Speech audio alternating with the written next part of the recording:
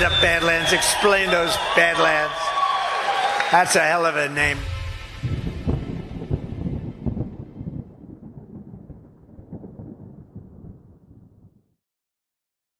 Years from now, some of them may look back and ask themselves whether they've made the right choice, whether they've made the most of the opportunities they've been given. Together, we have the same mission. Over the course of your life, you will find that things are not always fair. You will find that things happen to you that you do not deserve and that are not always warranted. But you have to put your head down and fight, fight, fight. Never, ever, ever give up. Don't give in, don't back down, and never stop doing what you know is right. Nothing worth doing ever, ever, ever came easy. And the more righteous your fight, the more opposition that you will face. In your hearts are inscribed the values of service, sacrifice, and devotion. Now you must go forth into the world and turn your hopes and dreams into action. America has always been the land of dreams because America is a nation of true believers. When the Pilgrims landed at Plymouth, they prayed. When the founders wrote the Declaration of Independence, they invoked our Creator 4 times. Because in America, we don't worship government, we worship God. It is why our currency proudly declares, "In God we trust." And it's why we proudly proclaim that we are one nation under God. The story of America is the story of an adventure that began with deep faith, big dreams, and humble beginnings. The next generation of American leaders never, ever give up. There'll be times in your life you'll want to quit. Never quit. Never stop fighting for what you believe in and for the people who care about you. Carry yourself with dignity and pride. Demand the best from yourself. The more people tell you it's not possible, that it can't be done, the more you should be absolutely determined to prove them wrong. Treat the word impossible as nothing more than motivation. Relish the opportunity to be an outsider. The more that a broken system tells you that you're wrong, the more certain you should be that you must keep pushing ahead. You must keep pushing forward. And always have the courage to be yourself. America is better when people put their faith into action. Pray to God and follow His teachings. Today, each of you begins a new chapter as well. When your story goes from here, it will be defined by your vision, your perseverance, and your grit. You will build a future where we have the courage to chase our dreams no matter what the cynics and the doubters have to say. You will have the confidence to speak the hopes in your hearts and to express the love that stirs your souls.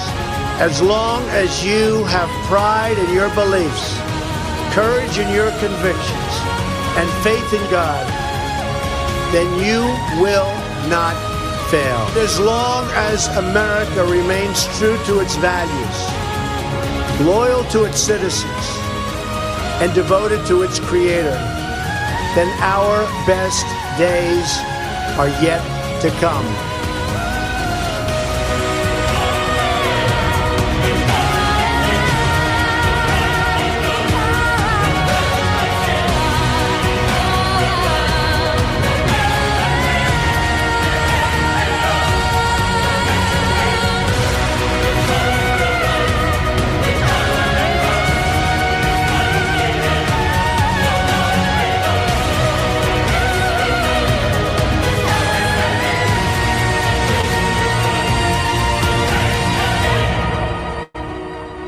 May God bless the class of 2017. May God bless the United States of America. And I just want to let you know that God blesses you. And I want to just say, you are special in every way. God bless you, and God bless America. Thank you very much. Thank you. Thank you very much.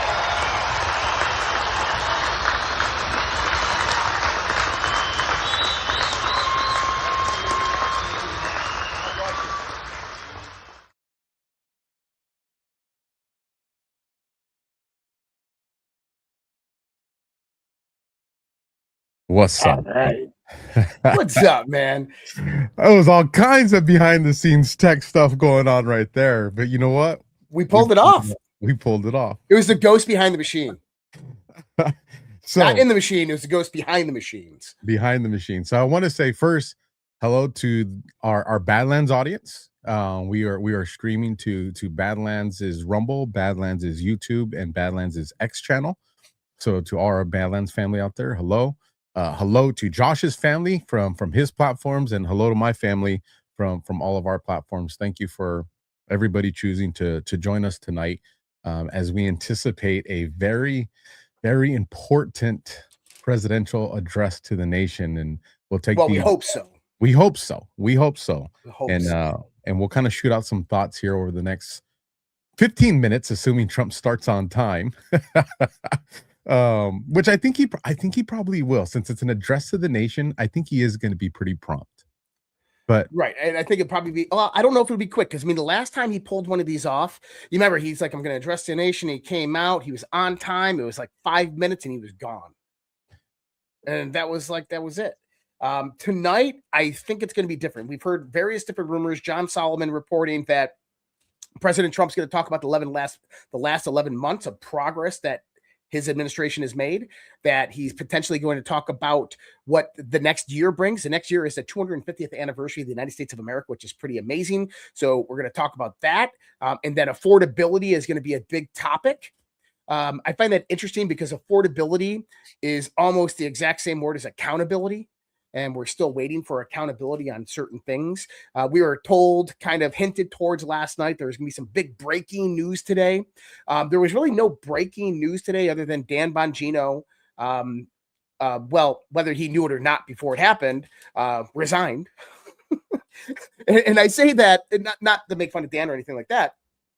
You know, there have been rumors over the last few months that Dan Bongino was going to be leaving the FBI. And I think that this is something that he's probably been thinking about for a long time now, for a while now. And from what I've heard is he was apparently going to leave December 19th. That's the same day the Epstein files were about to come out. Dan Bongino has been obviously very adamant of getting those out there. You could tell he wasn't very happy when he had to talk about these types of things. But the rumors started circulating this morning, and then Trump came out and confirmed it before Dan even put anything out. And I said this last night on the show. I said, Alpha, and we said this on DEFCON 0 last night. I said, Alpha, how does Donald Trump fire people? He goes out there and he's like, hey, you did a great job. He'll start talking about somebody. Oh, Dan Bongino, he did a great job. And you know what? I'm sorry to hear that he's resigning. What, sir? He's resigning? Yeah, he decided to resign. He's no longer going to be living with us. He's going to be leaving here at the end of the week. And then that person will come out there and put a resignation letter out there and say, hey, I had a great time. It was fun. That's how this happens in D.C. And that's what we saw today with Dan Bongino. So I don't know what happened, but I'm sure when Dan Bongino comes back, we're going to hear all about it. This is what I anticipate. First, I want to say all the way back in March, and I have the post. So I'll pull it up a little bit later on when we got a little more time, maybe. I said, hey, I was off by about 6 months to a year. I said, Bongino's going to come in, and I go around that 2-year mark. I go, we're going to see him leave. We kind of talked about this, I think, last night on DEFCON 2. We did. Oh, okay. I wasn't sure if it was a private or a public conversation. And I said, he's going to come in there. He's going to establish this new culture that's going to go in there and the way it wants. And then all of a sudden we see a second deputy director of the FBI come on scene, which is unheard of, right?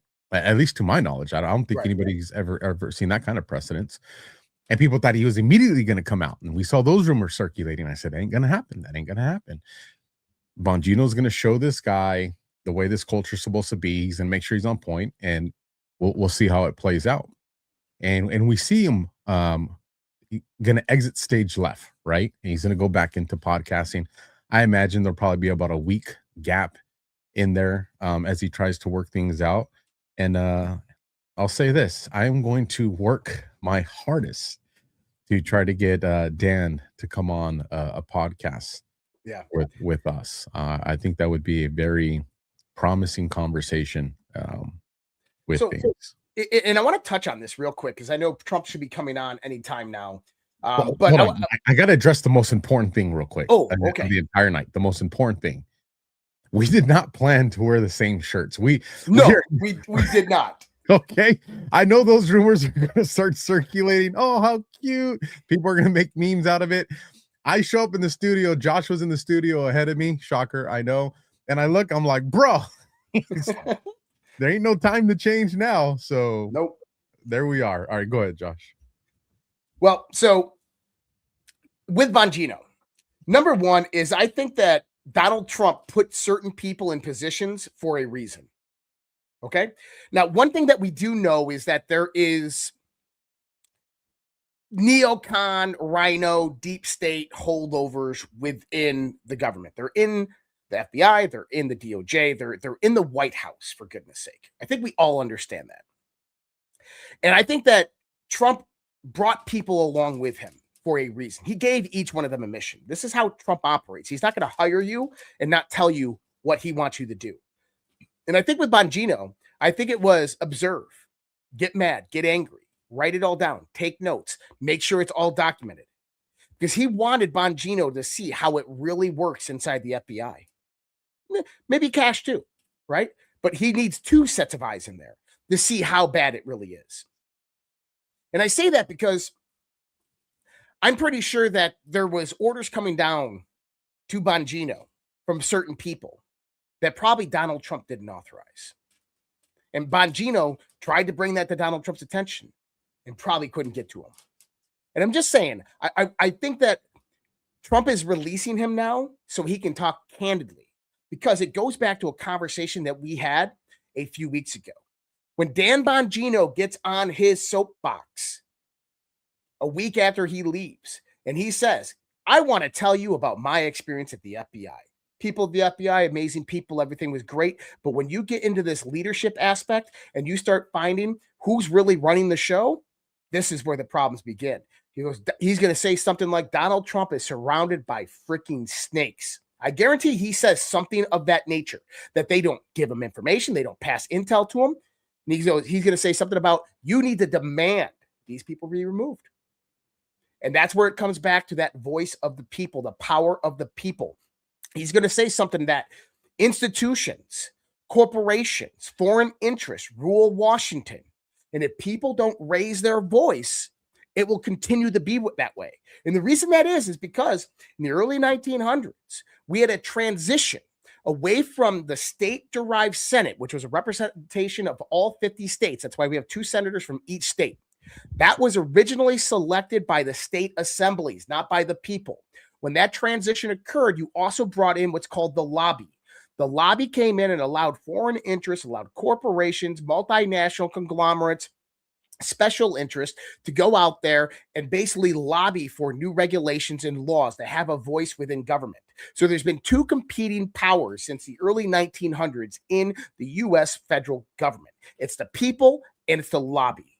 The unfortunate part is that the people don't know how to organize and unite in a common accord with their dollars to influence politicians. It's almost impossible to do, because now you have something called super PACs and PACs that align donor money from those same lobbies and corporations into the pockets of politicians that fund their campaigns.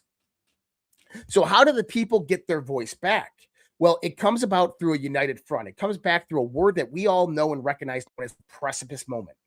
And I think that Dan Bongino is the one that's going to bring about that precipice moment where people are going to yell and scream at Donald Trump saying, you need to fire these people now. Because, you know, the Susie Wiles thing, I think that Susie Wiles is on her way out.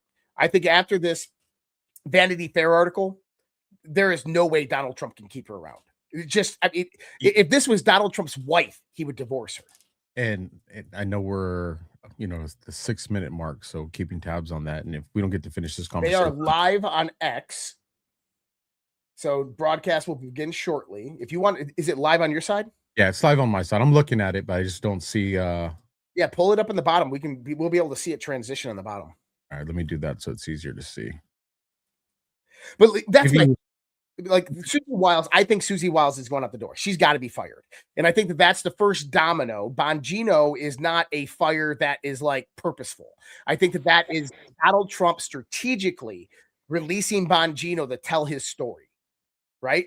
And I think that what we're going to find is we're going to see a transition of the Trump administration, Trump version 2.0 coming about in 2026. At least that's my thoughts. It's my hopes, because we damn well need it. Now, is this administration bad? Is the cabinet bad? No, not at all. I mean, you got some great people in there. Stephen Miller, you got, I like JD Vance. I didn't like JD Vance 2 years ago. I like JD Vance now. I mean, you got D&I Gabbard. I think she's freaking fantastic. You got Hegseth. I love him. Scott Bessent, a guy that I never would have thought I'd liked. I love Scott Bessent. Yeah, he's rock solid. Here's a different perspective I have on Dan, because I think I was pretty dialed in with that 2-year marker. So why so much earlier? And who knows? But one of the considerations I had is who was one of the most biggest podcast voices, or just voices, that Trump had for MAGA and America First. It was Charlie Kirk, right? And we lost that major voice. And now there's other major voices that are out there, but they ain't pro MAGA and they ain't pro Trump. And a lot of them that we saw had been kind of riding the fence. And we know the fence always belongs to the devil. And so inject Bongino back into the scene, because that's a huge podcaster with a huge audience that we know he's going to be very pro FBI. He's going to be very pro DOJ. He's going to be able to speak at liberty, probably a little bit. He's going to be able to be a little bit more critical, but with a different lens. Hey, this is what I thought going in there. This is what I experienced. This is the lawfare that's present. And he gets to give a real-time adjustment of what they were experiencing without giving out, intel, any sensitive intel, or violating, any classified information that he's been read into. And he's going to be able to provide that perspective with confidence. Right. And I think that's huge, because right now what you're seeing is, and despite what people think, whether you're pro Candace Owens or you're not pro Candace Owens, that conversation's been dominating the timelines on social media. And what you're going to have now is you're going to have someone that's Bongino's going to be Bongino, man. And I think that's going to bring a little bit of some balance to what's going on. And you don't think he's going to have a little bit of inside information with his relationship with Cash and the other deputy director of the FBI that he was doing OJT to? Of course he is. Right. Yeah, I think that, a lot of people are like, this is the end of MAGA and everything like that. No, baby. I'm telling you right now, MAGA had a lot of infiltration over the years. And what's happening right now is the sorting out of who's who. And we are seeing that throughout all of social media, with all the PSYACs and PSYOPs that are operating, all the influence peddling operations that are going on. We're seeing it every day. We're seeing who is who. I saw someone else today. Oh, I'm not going to mention her name. Another broadcaster out there that I thought was always pro-Trump, and nope, this one is like, you guys need to drop Trump, blah blah blah blah blah. I know who you're talking about, and I was just as shocked. I was watching it. It's like she took a break and came back in, and all of a sudden I'm going to drop the initials for you in the chat, or you can drop the initials while I'm talking, and I'll give you the thumbs up if it's who I'm thinking.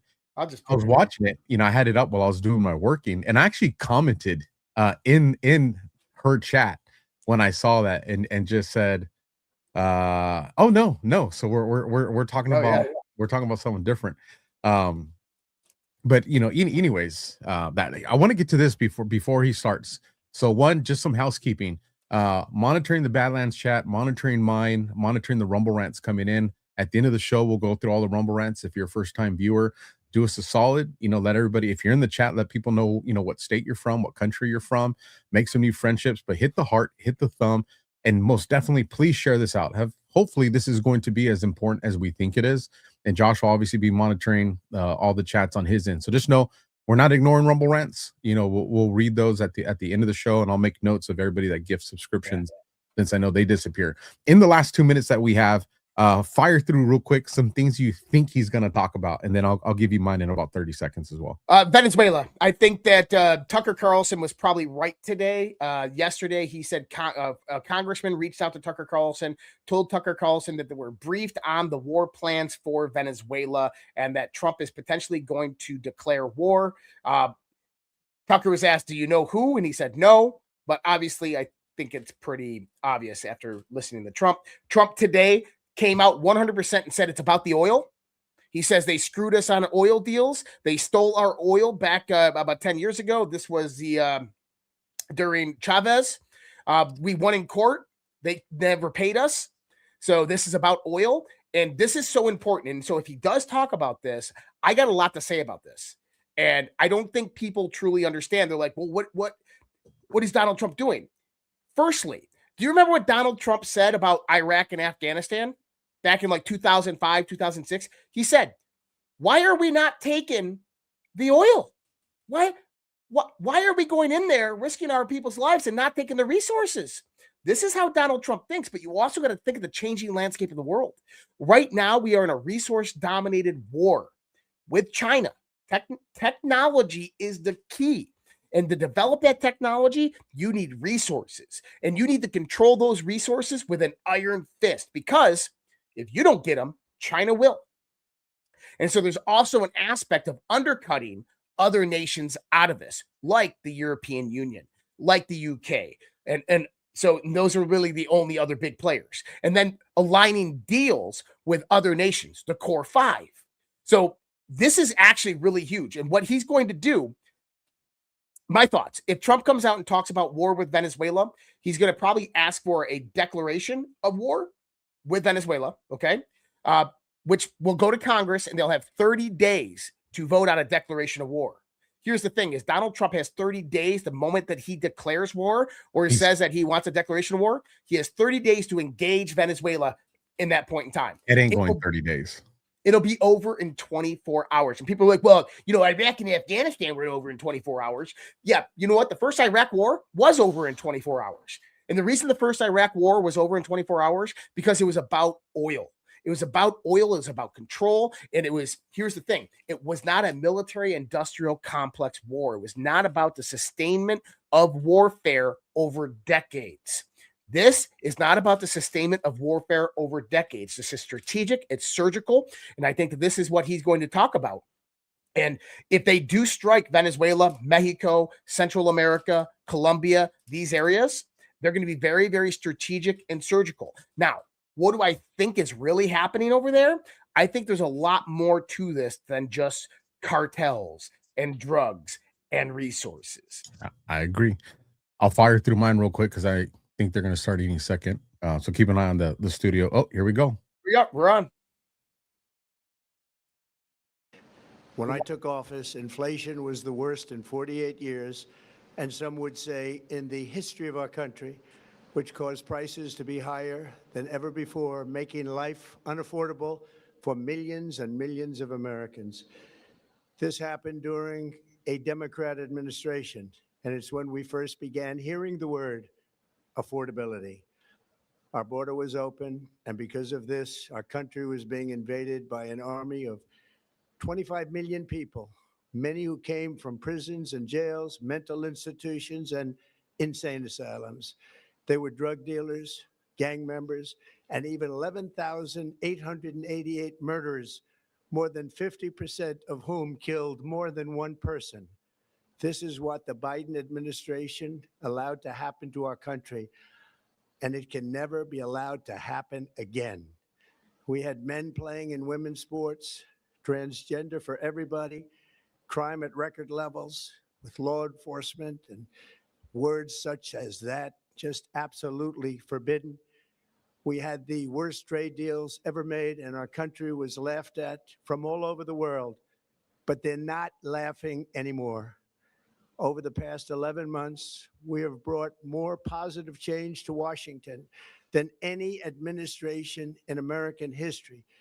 There's never been anything like it, and I think most would agree. I was elected in a landslide, winning the popular vote and all 7 swing states and everything else with a mandate to take on a sick and corrupt system that really just took the wealth from people and crushed the dreams of the American people. For the last 4 years, the United States was ruled by politicians who fought only for insiders, illegal aliens, career criminals, corporate lobbyists, prisoners, terrorists, and above all, foreign nations, which took advantage of us at levels never seen before. They flooded your cities and towns with illegal aliens. They decimated your hard-earned savings. They indoctrinated your children with hate for America. They just released a level of violent felons that we had never seen to prey on innocent. They caused war. They caused mayhem. They caused a horrible situation all over the globe. But now you have a president who fights for the law-abiding, hardworking people of our country, the ones who make this nation run, who make this nation work. And after just 1 year, we have achieved more than anyone could have imagined. Starting on day one, I took immediate action to stop the invasion of our southern border. For the past 7 months, 0 illegal aliens have been allowed into our country, a feat which everyone said was absolutely impossible. Do you remember when Joe Biden said that he needed Congress to pass legislation to help close the border? He was always blaming Congress and everyone else. As it turned out, we didn't need legislation. We just needed a new president. We inherited the worst border anywhere in the world, and we quickly turned it into the strongest border in the history of our country. In other words, in a few short months, we went from worst to best. We're deporting criminals, restoring safety to our most dangerous cities. Just take a look at Washington, D.C. It's at levels of safety that we've never seen before. And they decimated the bloodthirsty foreign drug cartels. We did that all by ourselves with our people, and we're so proud of it because they were poisoning and destroying our population. Drugs brought in by ocean and by sea are now down 94%. We have broken the grip of sinister woke radicals in our schools, and control over those schools is back now in the hands of our great and loving states where education belongs. After rebuilding the United States military in my first term, and with the addition we are adding right now, we have the most powerful military anywhere in the world, and it's not even close. I've restored American strength, settled 8 wars in 10 months, destroyed the Iran nuclear threat, and ended the war in Gaza, bringing for the first time in 3,000 years peace to the Middle East, and secured the release of the hostages, both living and dead. Here at home, we're bringing our economy back from the brink of ruin. The last administration and their allies in Congress looted our treasury for trillions of dollars, driving up prices and everything at levels never seen before. I am bringing those high prices down and bringing them down very fast. Let's look at the facts. Under the Biden administration, car prices rose 22%, and in many states, 30% or more. Gasoline rose 30 to 50%. Hotel rates rose 37%. Airfares rose 31%. Now, under our leadership, they are all coming down and coming down fast. Democrat politicians also sent the cost of groceries soaring, but we are solving that too. The price of a Thanksgiving turkey was down 33% compared to the Biden last year. The price of eggs is down 82% since March, and everything else is falling rapidly. And it's not done yet, but boy, are we making progress. Nobody can believe what's going on. Here are just some of the efforts that we have underway. You will see in your wallets and bank accounts in the new year. After years of record-setting falling incomes, our policies are boosting take-home pay at a historic pace. Under Biden, real wages plummeted by $3,000. Under Trump, the typical factory worker has seen a wage increase of $1,300. For construction workers, it's $1,800. For miners, we're bringing back clean, beautiful coal. it's $3,300. And for the first time in years, wages are rising much faster than inflation. Remember that. The wages, just look at it. Wages are going up much faster than inflation. How big is that? Very importantly, there are more people working today than at any time in American history, and 100% of all jobs created since I took office have been in the private sector. Think of that. 100% of all jobs have been in the private sector rather than government, which is the only way to make a country powerful and great. This historic trend will continue. Already, I've secured a record-breaking $18 trillion of investment into the United States, which means jobs, wage increases, growth, factory openings, and far greater national security. Much of this success has been accomplished by tariffs. My favorite word, tariffs, which for many decades have been used successfully by other countries against us, but not anymore. Companies know that if they build in America, there are no tariffs. And that's why they're coming home to the USA in record numbers. They're building factories and plants at levels we haven't seen. AI, automobiles. We're doing what nobody thought was even possible, not even remotely possible. There has never, frankly, been anything like it. 1 year ago, our country was dead. We were absolutely dead. Our country was ready to fail, totally failed. Now, we're the hottest country anywhere in the world. And that's said by every single leader that I've spoken to over the last 5 months.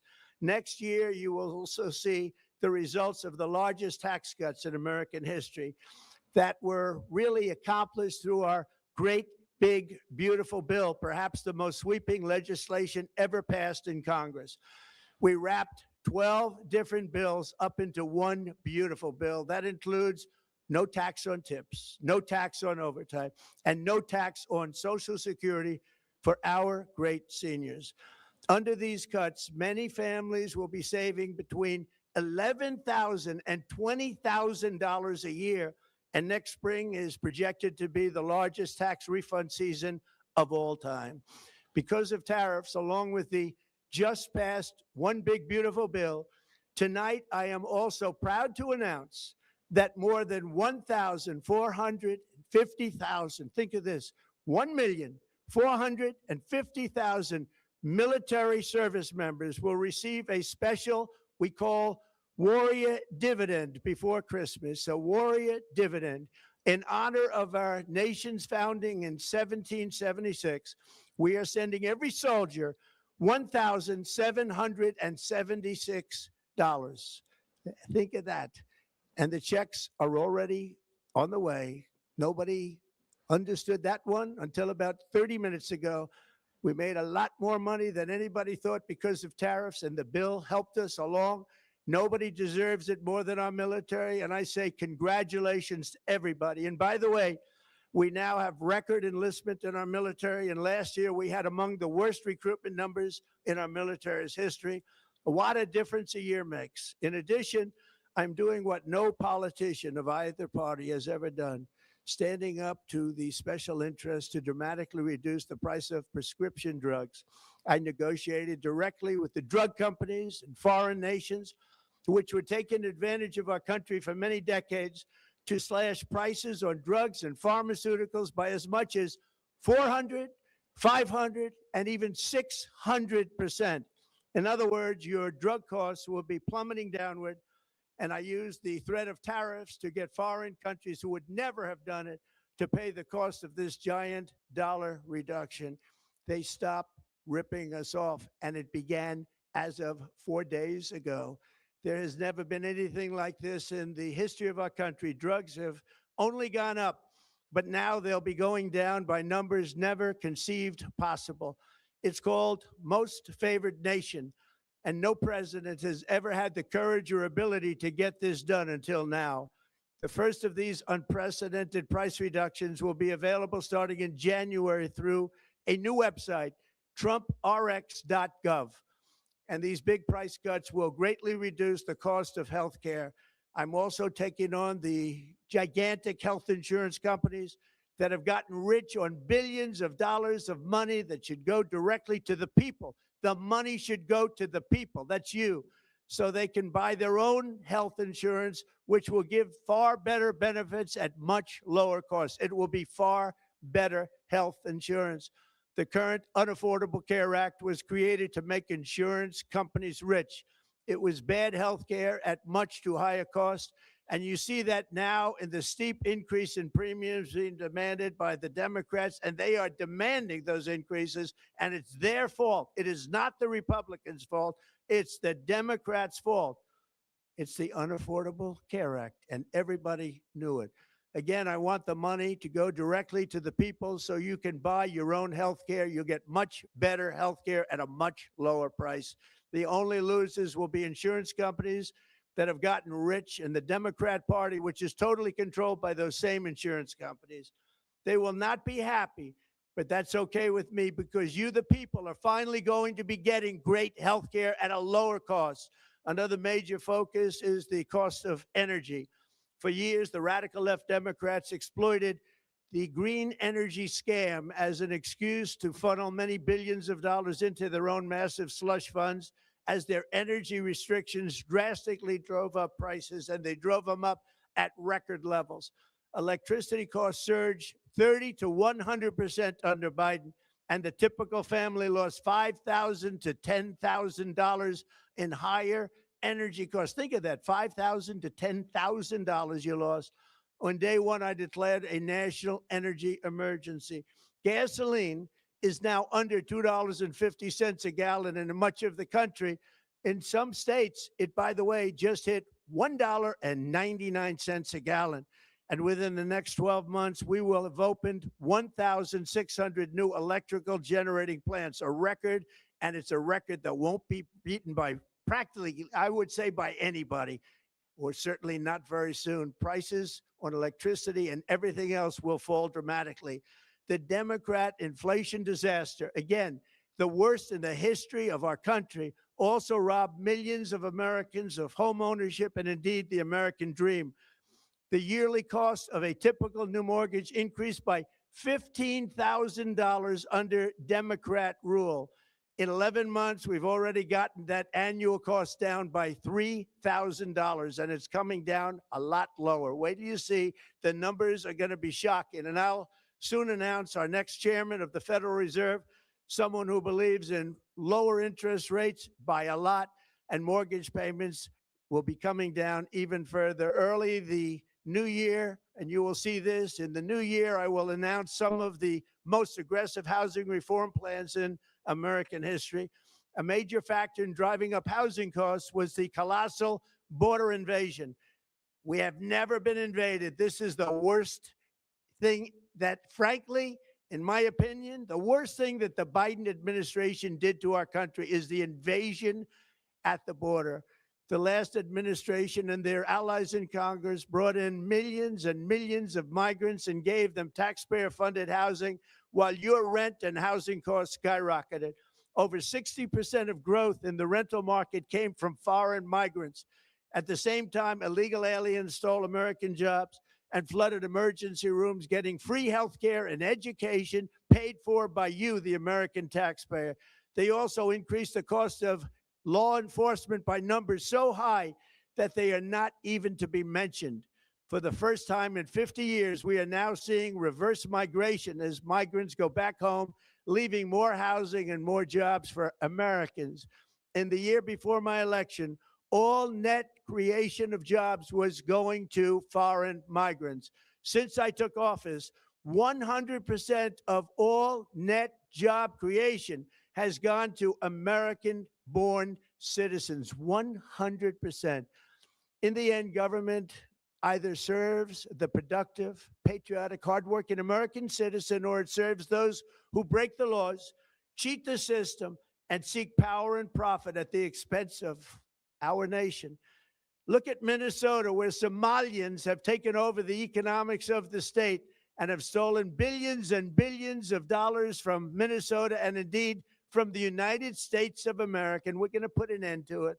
For so long as before my election, The vast majority of good and decent Americans were forced to watch as corrupt politicians plundered the halls of power, exploited our taxpayers, and pillaged every system that makes civilized society function. But not anymore, and you see that every day, not anymore. We're putting America first, and we are making America great again. Very simple. We are making America great again. Tonight, after 11 months, our border is secure. Inflation is stopped. Wages are up. Prices are down. Our nation is strong. America is respected, and our country is back, stronger than ever before.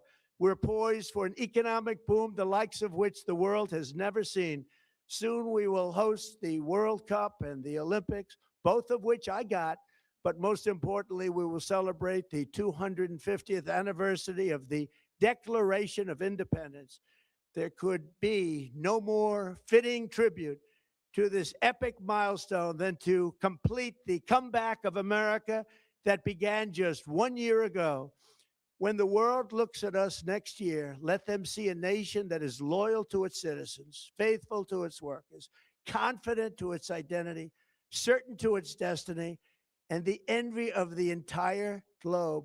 We are respected again like we have never been respected before. To each and every one of you, have a Merry Christmas and a Happy New Year. God bless you all.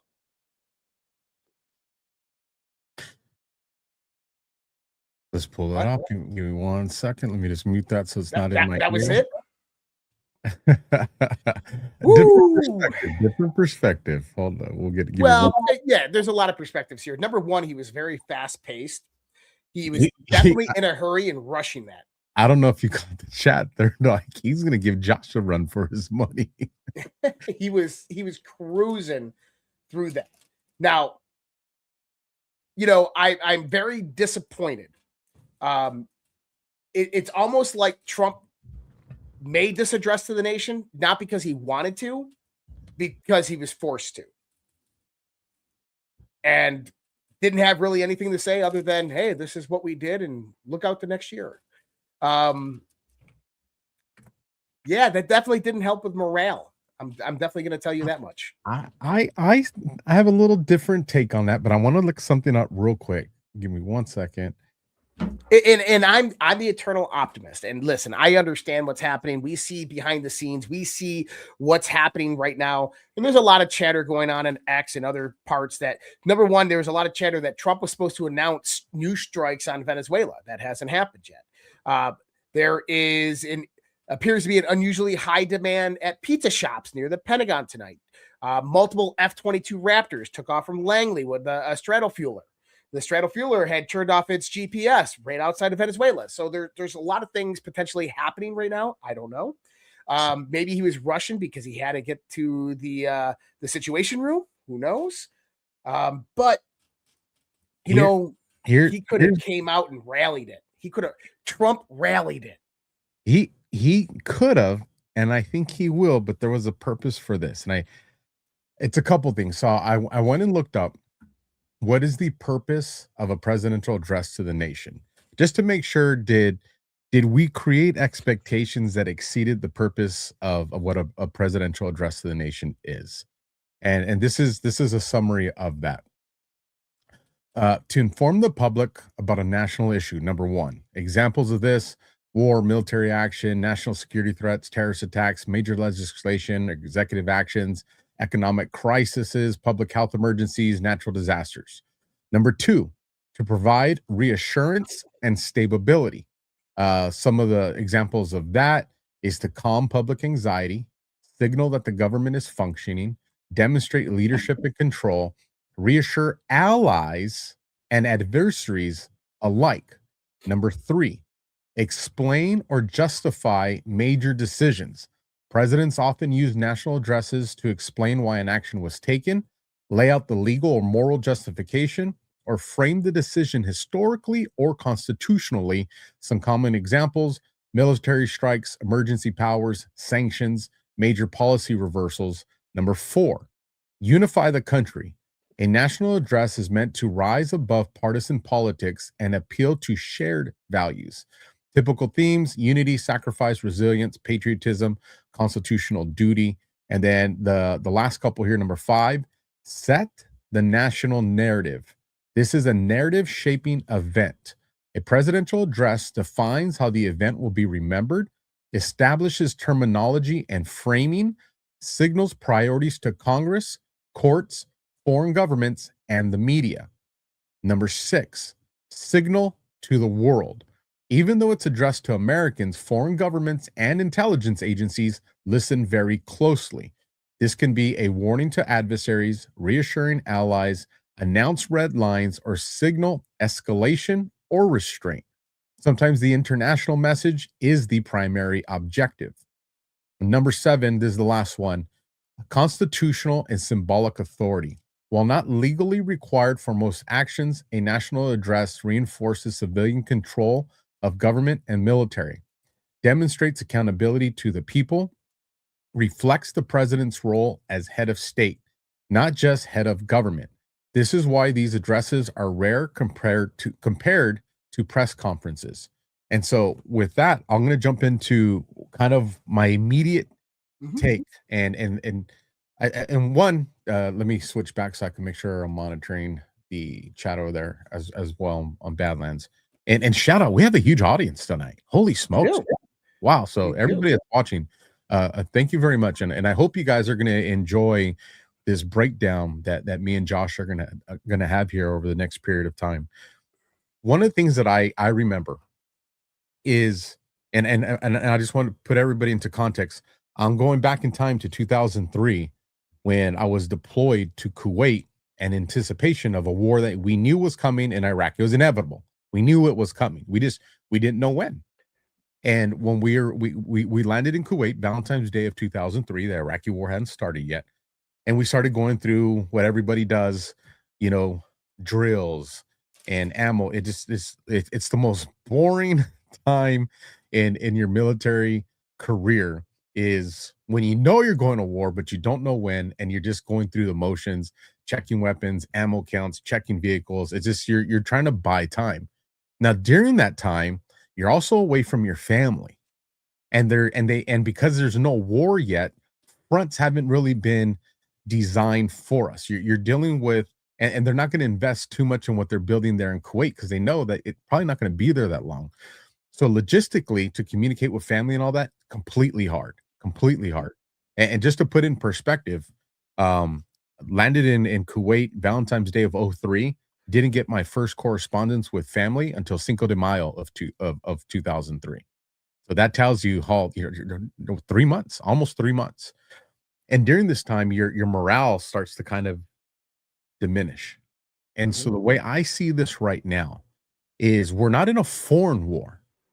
But if each of us, and for those of you that served in the military, you go with me on this. And for those of you that didn't, hopefully I can articulate, and hopefully Josh will be able to supplement what I'm trying to get people here to understand. Imagine you're going to war. It's all over the media. You know that all the generals just got recalled to Hegseth and President Trump. You've seen major generals that have now resigned from powerful positions. Parts of your military, you have the largest presence of a naval fleet off the coast of South America. You're taking out narco boats. The president has deemed the narco cartels as foreign terrorist organizations.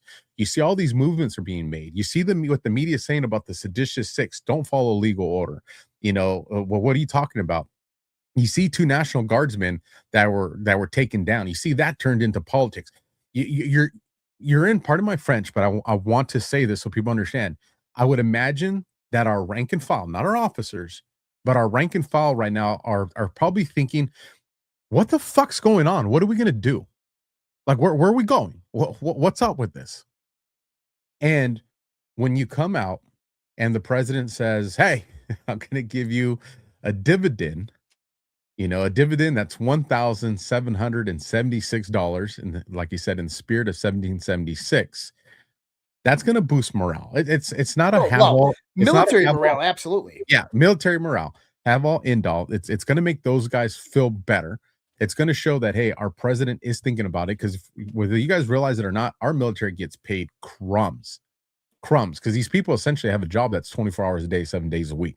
You're talking dollars on the hours what these poor men and women get paid. And so I think there was a lot there to raise the morale of our military, let them know, hey, this is where we're at. These are the things we've accomplished. And I think that was one of the biggest, what I would say, one of the biggest announcements was him making that dividend announcement to the military to let them know, hey, I got your 6. I know times are hard for you guys right now because you're coming off the heels of 4 years where no one gave a shit about you. And here's the way I'm going to try to boost your morale going into the holidays. With that, I got more, but I'll turn it over to you to get your thoughts on that one. Because I'm glad you gave me time to kind of process it all. Right. So number one, this was the prep talk before shit hits the fan. I get it. Right. This was to boost military morale. Hey, you guys got some money coming. The dividend for all your hard work. Keep on doing what you're doing. To the American people, look at our successes. Look what we've accomplished. Now, here's the point that I don't think people are seeing.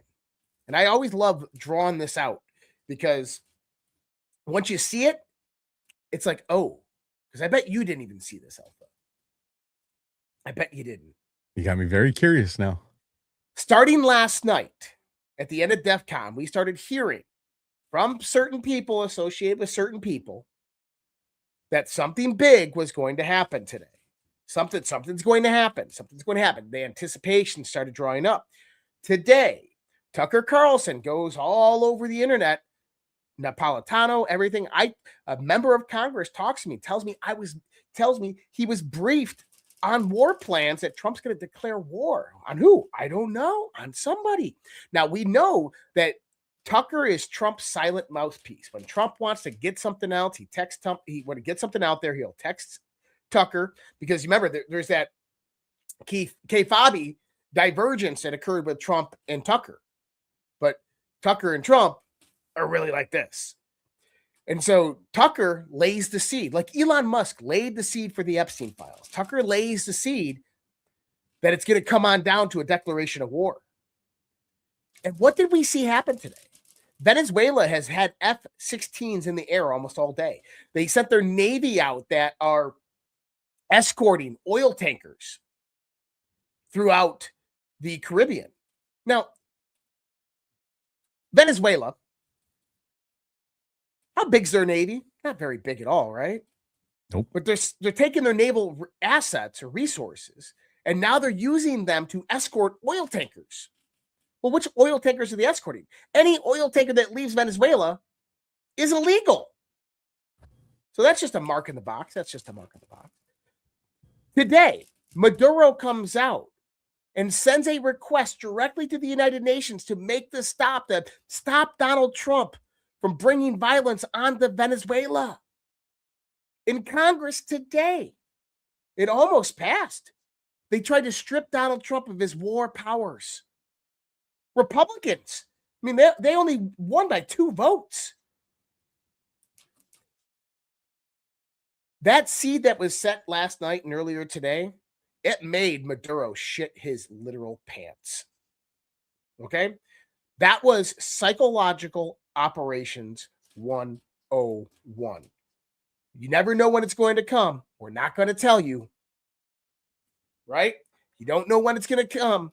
We're not going to tell you. And if you think it's coming, it's probably not.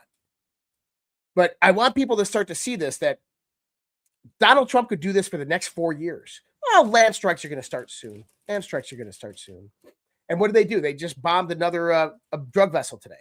But that's in international waters. Most of those drug vessels are not from Venezuela. They're flagged Colombia, Peru, Ecuador. Okay? So most of them aren't flagged at all. They're not flagged vessels. So there's no jurisdictional authority over them. So you can't say that he's targeting Venezuela, because he's not. He hasn't targeted Venezuela at all. But Venezuela is coming out there saying, hey, we got to stop this madman. Oh, man. Congress is like, oh, but I want you to see that. Why is Congress almost past it trying to strip Donald Trump of his war powers? They know what's coming. But what is coming? Why is there this deep compassion for Venezuela? He tonight was checking the box on all the wins, because we know mainstream media is not reporting the wins. Even alt media is not really reporting the wins. Even the things that he's doing good, things are getting twisted out of context. And so this was his chance to set the record straight on what the last 11 months have been like. I definitely get that. As we continue on, let's do something. If you want to grab one of your Rumble ads and get that prepped, and then I'll drop one real quick right now too. Well, we have such a large audience to take advantage of that. So if you guys will bear with me a second, let me bring this one up on the screen for you. If you're not watching on Rumble, you're not going to see this. So if you want to participate in these two ads that me and Josh are about to read, you got to come on over to Rumble, and it'll be in the live chat, or it'll be in the description of each of our respective shows. So first on deck, new research says over 80% of Americans and 3/4 of Trump voters support America First international assistance. According to a new poll by McLaughlin, one of the President Trump's pollsters, Americans across the country support assistance designed to root out fraud, tamp down terrorism, secure our borders, support our small farmers, and feed starving children. And over 70% of voters believe that President Trump should win the Nobel Peace Prize if he creates a world where almost no child starves to death. This is the type of assistance we get behind. Many people will try to stop him, but only President Trump can turn America First international assistance into a reality. If he does it, a Nobel Peace Prize is in his future. Again, you guys can learn more about America First international assistance by taking a screenshot of that QR code that is on the screen. And with that, Josh, I'll turn it over to you, and then we'll get back into this. Yeah, man. I had one and then it just disappeared like it always does. Do you ever have them just disappear on you? There it is. I got it. All right, let's go into here. This is one of my favorites, actually. These guys are pretty cool. So I want to share a quick story about a farming family supporting all these channels right here. 8 years ago, their brother returned from Afghanistan with significant injuries. They watched as he became a shell of his former self and lost the ability to function. We can't share his exact story because of FDA restrictions, but friends keep suggesting CBD. So they tried dozens of CBD products, but nothing helped. Out of frustration, they began to create their own. They started making it to help friends, family have CBD that they knew was as clean and powerful as possible. Then doctors started asking to carry it, and it took off. Now they speak at medical conventions and help others across the U.S. While most companies have 1 to 10 compounds in CBD oil, their oil has up to 50. They have 8 things that make their products different. They make bombs, gummies, pet products, etc. They're called Emerald Med. You should check these guys out. If you get their CBD and don't notice a big difference, they'll actually provide a full refund. If you want to support a business that supports our channel and free speech with marketing dollars, and if you need a source for CBD that's real, they're running a Christmas deal. You can click the link below to try Emerald Med 40% off today. Get extreme muscle and joint relief, get significant inflammation plus circulation support quality sleep, or even daytime calm. They're worth a try at least once. Just click the link below and use the code 40% off up to 2 items today. And that's on the Redpill Project Rumble channel if you guys want to take a part in that one right there. Appreciate everybody for letting me go ahead and help that sponsor that's supporting the show over here. All right. So well, one more, and for our Badlands family that's watching us on all the different platforms, whether it's my platform or Josh's platforms, this is an amazing product. We all have it. We all use it. And there's a Christmas special. What are we talking about? Talking about this. Soft disclosure, just dropped new favorites for the season. The lotion, your 5-ounce favorite, is still here. And now we've added full 11-ounce bottles. New lavender tea tree deodorant, clean, calm, and effective.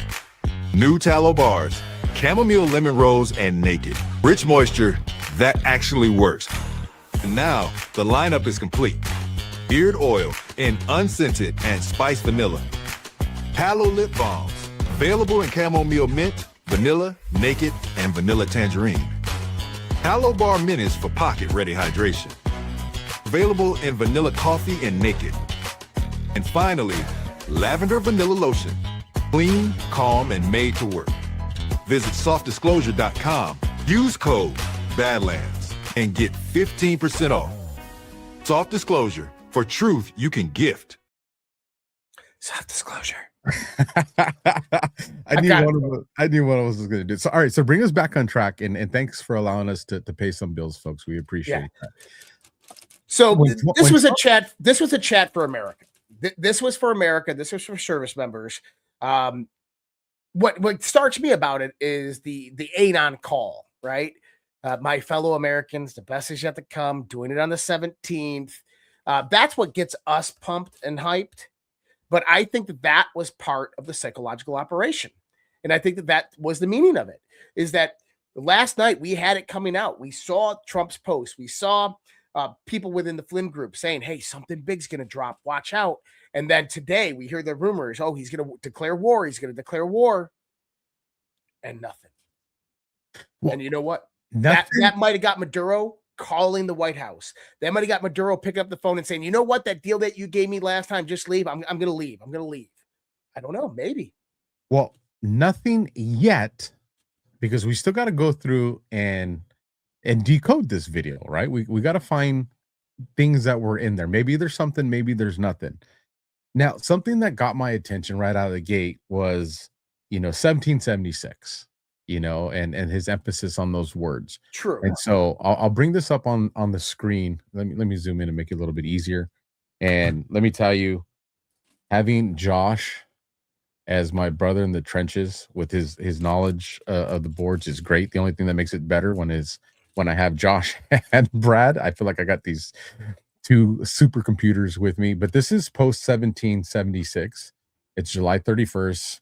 It has the pin with the signature under the pin, and then it has the hashtag 1776, and it goes on to read, quote, without the pin of the author of common sense, the sword of Washington would have been raised in vain, by John Adams. Q. And so that was interesting. But in that same breath, he said, and it caught my attention. He says, and he goes, a lot of people didn't know about it till 30 minutes before this. Well, 30 minutes before 2100 or before 9 o'clock would have been 8:30. So 8:30 or 20:30 would have been the timestamp that he was referencing when he said that. So if we go to drop 8:30, for civilian time, this is dated March 3rd of 2018. It says, what I say, class action lawsuit. When is it effective? Who controls the narrative? Who wrote the singular censorship algorithm? Who deployed the algorithm? Who instructed them to deploy the algorithm? Same embed across multiple platforms. Why? Why is the timing relevant? Where is Snowden? Why did ES leave G? Why has NK out of the news cycle? Define false flag. What events changed the news cycle? Why didn't LV change the news cycle? You have more than you know? Boom. And then Q. And then if you go to the military time one, this one's shorter. This is 2030, August 31st. And we go here and it says, think WAPO, Washington Post, QAnon yesterday poll, POTUS today poll. Notice any similarities? Fake news readers asleep, not attentive or alert, inactive, told to support Sessions. And then here's the quote. Every battle is won before it's ever fought. Are you awake? Interesting. Okay. Now for the post, I don't see any contextual reference to them. The 1776, absolutely. But there's also another part here. I just realized something. Bro, I know why he was rushing. Don't leave us in suspense, bro. Come on. This is on X. He ended the video at 28 minutes and 2 seconds. 2 Christmas trees in Washington. Right? 2 Christmas trees. But he came on at exactly 9:02. 28:02 and 9:02. 28 minutes minus 9 minutes. What is that? 28 minutes minus 9 minutes. So there'd be 19. No, try again. Oh, yeah. Is it 19? You're asking a Marine to do math, bro. 28 minutes minus 9. Oh, yeah. So I think he was trying to hit 17 minutes. He got 19 minutes. I think he was trying to hit 17 minutes. And he went over. I think that's why he was rushing. I think he was trying to hit 17 minutes. I'm the one that got the math wrong. I thought it was already 17. But you're right. But you do have the 2 Christmas trees. And that goes into the conversation we had on Q After Hours. You remember the 2 Christmas trees? We're having that conversation. Right. We talked about the Flynn video Well, that and wait, who's behind him? Washington. Why didn't he do this from the Oval Office? That's usually where presidential addresses to the nation are, from the Oval Office.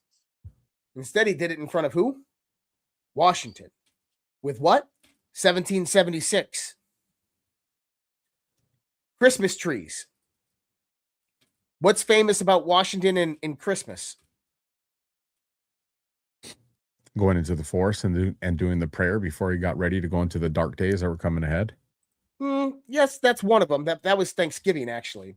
But this one is actually in a reference to something else. And everybody out there knows it. The date of the infamous Washington crossing the Delaware. Washington crossing the Delaware was on December 24th, 1776. Christmas Eve.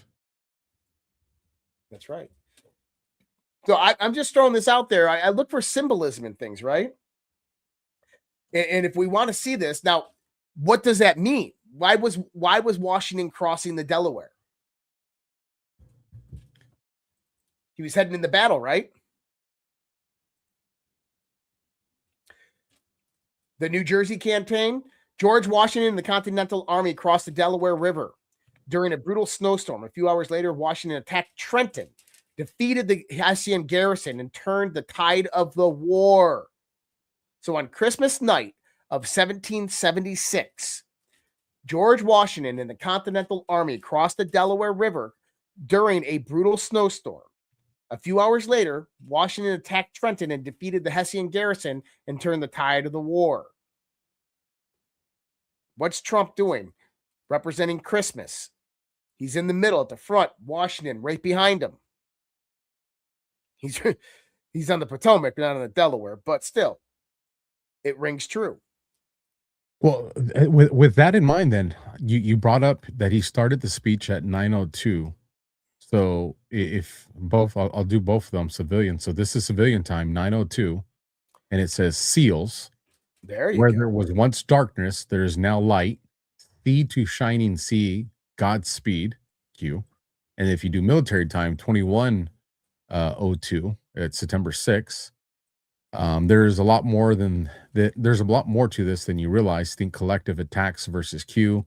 They attack AJ to give him fake credibility amongst POTUS supporting patriots, thus poisoning the water and directing narrative of the opposition through a MOS support asset, aka AJ. All team effort, coordinated collective attacks with pawns and actors serving black hat agendas and attempting to control and divide the patriots. We see a lot of that shit going on right now on social media.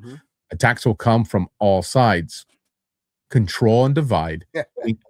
Think Mueller, who is testifying before Mueller tomorrow, forensic data analysis on phones and or computers. This is not about Guccifer 2.0. What happens if Mueller proves, Free Speech Systems, LLC, aka InfoWars, is leaked to a foreign intel agency or other non-domestic entity? How can the left use that information to divide and censor the right? Why are affiliates of InfoWars constantly attacking Q? Who is pulling the strings? Empty brackets, and then Free Speech Systems LLC, Q. Okay, yeah, I get that that's the Alex Jones one. There is a historical aspect of that. I think that is kind of being cut, but I like seals where there was once darkness, there is now light. Sea to shining sea, Godspeed, right? 9:02. Now, if we take this for what it is, though, he came in at 9 minutes and he left at 28 minutes. Just round it, right? All right. So what is post 9? What do you mean he came in at 9 minutes? You talking? So that the 02, just think he was trying to come in at 9 minutes and they're trying to end at 28 minutes. Tracking. Okay, I'm tracking what you're saying. Had it played out the way he right. They were there's a split second. So there's a split second delay. So Projecting the Dems can't lose control over the black population. At some point, the Great Awakening will occur, whereby these false local national black leaders are corrupt and paid off to help keep the black population poor and ill need. Dems form the Confederate States against freeing slaves. Dems form the KKK. HRC's mentor is who? What happens if the truth about Haiti is released? Do Dems lose majority of the vote? Through the looking glass. They rely on mainstream media to keep the narrative going, but tech is entrenching on their controls. They missed this in 2016 and desperately attempting to censor this. Now, due to the CIA cash infusions, this will fail. But 28, I think, is probably the most important that has contextual reference to what we're talking about right now. It's a black hat, and it's an Anon posting this and Q just replying. And what the Anon post is, what must be completed to engage military intelligence over three-letter agencies during the 1950s and the 60s. Federal troops and federalized National Guard forces, accompanied by military intelligence personnel, were deployed to help integrate Southern schools and to help deal with civil disorders in Detroit in 1967 and other cities the following year after the assassination of Dr. Martin Luther King Jr.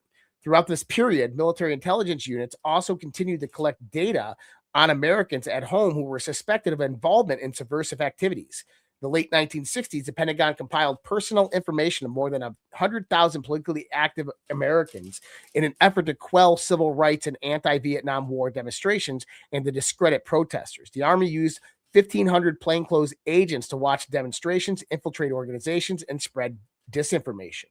According to one report, the Army had at least one observer at every demonstration of more than 20 people. The Army's activities were summed up by Senator Sam Irvine. Allegedly for the purpose of predicting and preventing civil disturbances, which might develop beyond the control of state and local officials, Army agents were sent throughout the country to keep surveillance over the way the civilian population expressed their sentiments about government policies. In churches, on campuses, in classrooms, in public meetings. They took notes, recorded, and photographed people who dissented in thought, word, or deed. This included clergymen, editors, public officials, or anyone who sympathized with the dissenters. And then the Anon says Trump had the military intelligence infiltrate Antifa and all the dissenting local governments. Always 5 steps ahead, please be true. And then Q responds, well done, picture being painted. So to me, when I look at that in context, what I see there is if that timestamp had any reference to this speech. I don't know if it does. It's just the time frame of the video. But that is something that we've said all along, that military intelligence has already been engaged, that we have infiltrated Antifa, we have infiltrated much of the criminal gangs that are operating throughout the United States of America. But what if we've already infiltrated Maduro's regime?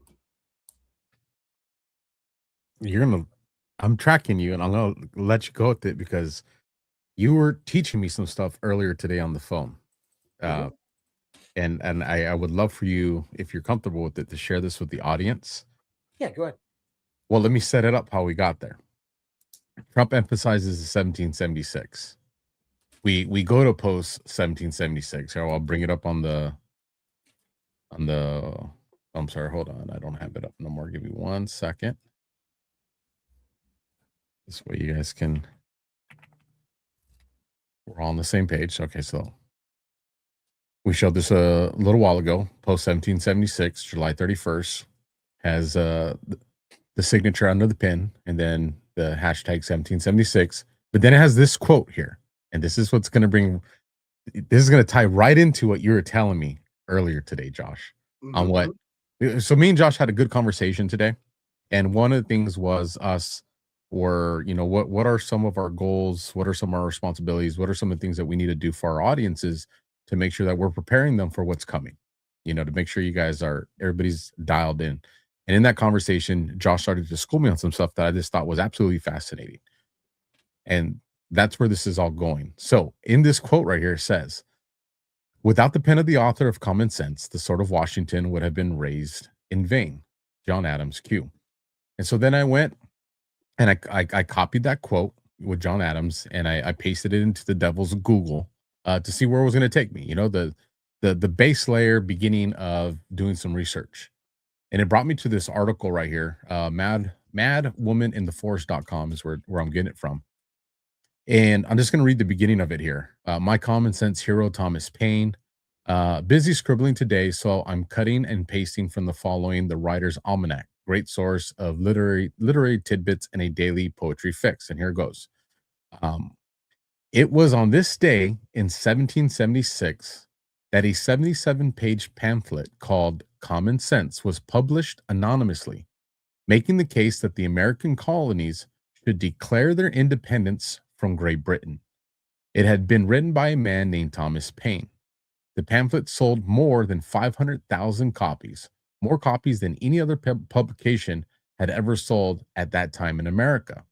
Adams would always be somewhat jealous of the attention Common Sense received, but even he had to admit it was common sense, more than anything else, that had persuaded most ordinary Americans to support independence. Adams said, without the pen of the author of Common Sense, the sword of Washington would have been raised in vain. Thomas Paine was not afraid to disturb the universe. And so a couple of things to take away from this as I let your brain process that is, one, President Trump's address to the nation tonight was common sense. I would see that as common sense. Here's everything that we've accomplished that they're telling you we haven't accomplished. Here's all that stuff, right? Here are the numbers. Here are the charts that we all probably took screenshots of, so we can all post it later on social media. So people can see. It was very common sense. It was to bring everybody up to speed on what's going on. But more importantly than that is the phrase where it said, let me go back to it. Can you zoom in on the screen? Oh, absolutely. My apologies, folks. More importantly is this statement right here. And it says, making the case that the American colonies should declare. I knew that. That's that laugh I was waiting for. Making the case that the American colonies should declare independence from Great Britain. And the reason I found this important is because we all have these names of alleged enemies and adversaries that we have, right?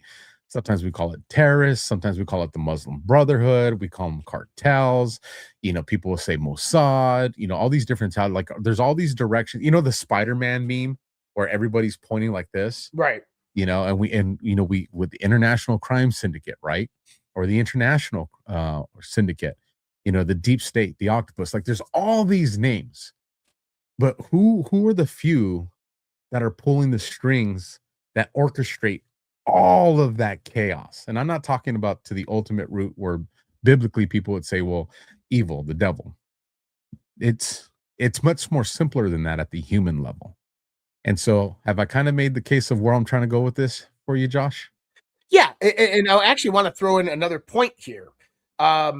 So a friend of mine sent me this and said, Josh, just so you know, Trump made that address from the diplomatic reception room at the White House. What? Now, this is the oval-shaped rooms located at the ground floor of the White House executive residence, serves as an entry point from the south lawn to the formal reception space, especially for foreign diplomats or heads of state. Right? So, Franklin Roosevelt used this room for fireside chats, the famous radio addresses to the nation, because the size and acoustics were suitable for broadcasting. Throughout the mid-20th century, interior decorator efforts included notable Jackie Kennedy, installation of the French scenic wallpaper. There's really, it's kind of a boring room. But why would Trump do this from the diplomatic reception room? Go back to now, I was taking notes during his speech. And one of the things I said, he was talking really fast, but also that he seemed mad about certain things. When he was talking about certain points, he was mad. And it was almost like, remember how he's talking, the American people. He goes, he said, you the people. And it was almost like he was talking to the world, the foreign adversaries of the world, saying, I'm telling my people what we've done for them. I'm showing my country what success looks like. Now, why does this matter? So there's a lot going on in the world right now. One thing that I've consistently talked about is the systematic destruction of the old guard. This comes from the Q world. Obviously, what is the old guard? In order to understand the old guard, you got to understand of exactly what Alpha was just talking about. The old guard derives from the British dynasty, the British Empire, the dynastical systems, the aristocracy. And so the European aristocracy has ruled and controlled this world for a very, very long time. When you start to find all of the tentacles that are extended across the globe in all the different places, they all lead back to London. I was telling Alpha this. I said, do you remember about 10 years ago, one of the largest convictions ever of a bank was like a $10 billion fine that was brought on HSBC, which is a London bank. It's a Rothschild-owned bank. And what was it for? Money laundering, drug money for cartels. Now, I want people to begin to put that together. Who's the second largest landowner in the Caribbean? Britain. What do they have out there? Proxy nodes for their banks. Where do you go to launder money? Go to the Caribbean. So, one idea that Trump seems to understand very well is money. That wars can't happen if you have no money. Drug smuggling operations can't occur if there's no money funding the operations. And so what we've seen with Donald Trump is not only a control of resources, that's kind of the prize of going in there and undermining these people of their resources. What I mean, these people is these countries, is going in, undermining these countries that are using this countries for their resources, freeing them of that, sharing them in the profits back to their people, because that's what he's doing with all these resource deals that he's making, Rwanda, DRC, all of this. But he's also cutting off the money channels. Now,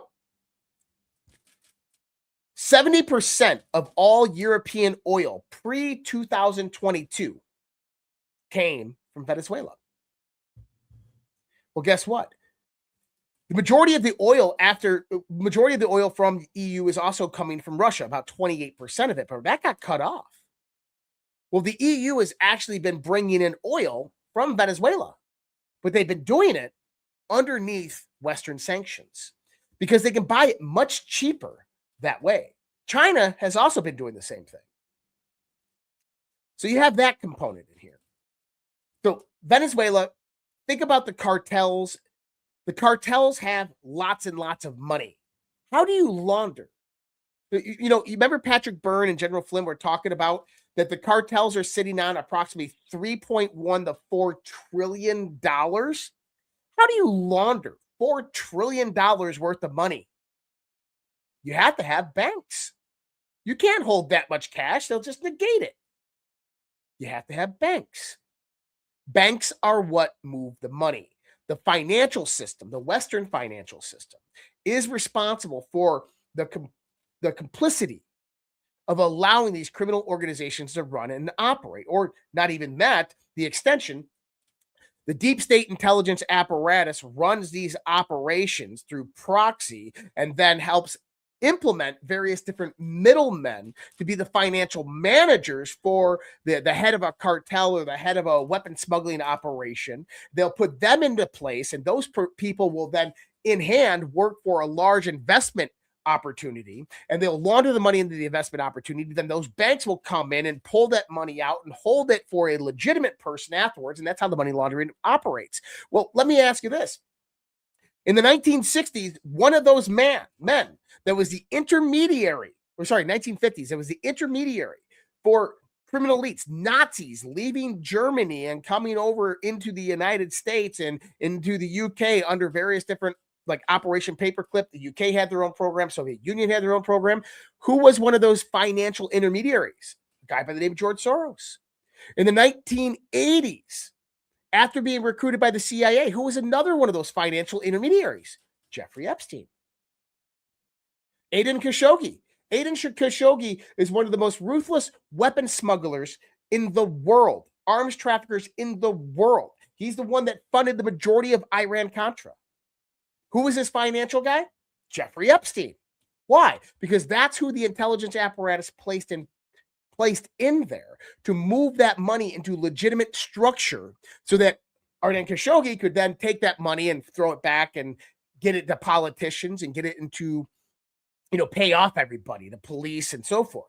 Okay, so understanding kind of how this network and this ring actually operates.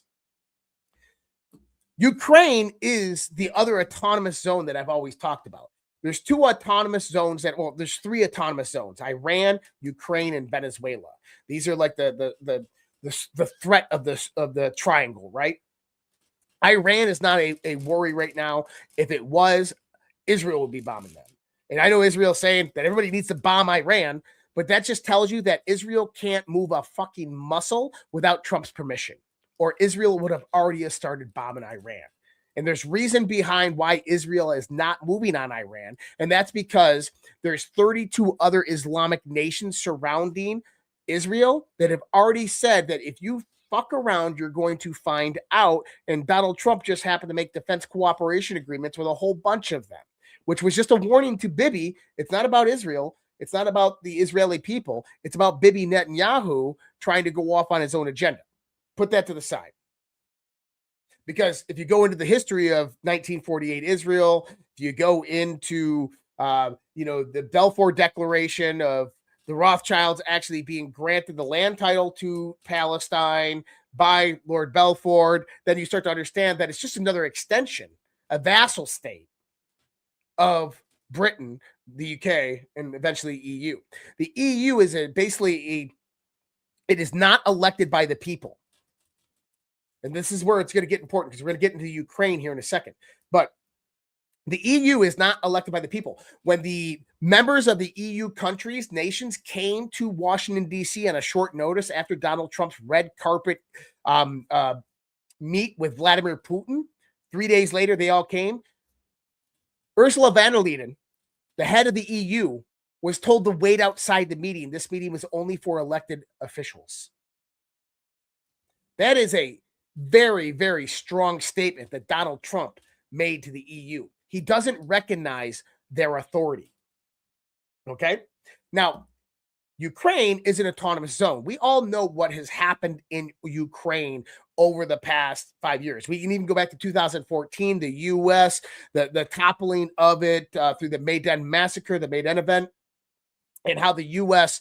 bureaucracy under Obama came in, threw out Yanovich and brought in Poroshenko, put in their henchmen, and then they started running ops out of there. And a lot of this was biowarfare, but really what it was doing is meant to get close proximity directly to Vladimir Putin and Russia to eventually take over and overtake Russia. So Russia's Crimea invasion that same year was all about stopping the U.S. coup on Ukraine from taking another port, right? Because now they controlled Odessa, and now he would lose access to Odessa, all right? But this is all strategic about assets. This is about the flow of resources and how they move, and money control and banking, all about banking. You remember, the Rothschilds want to control governments. How do you control governments with large populations? You control the resources. Resources are the key to understanding the 21st century.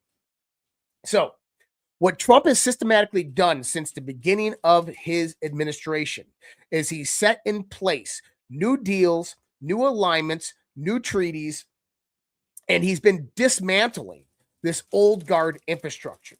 Now, how do you rug pull this 100-year-old infrastructure that was made up of NGOs and think tanks and World Economic Forums and instituted amongst the world of the United Nations? How do you rug pull that whole organization?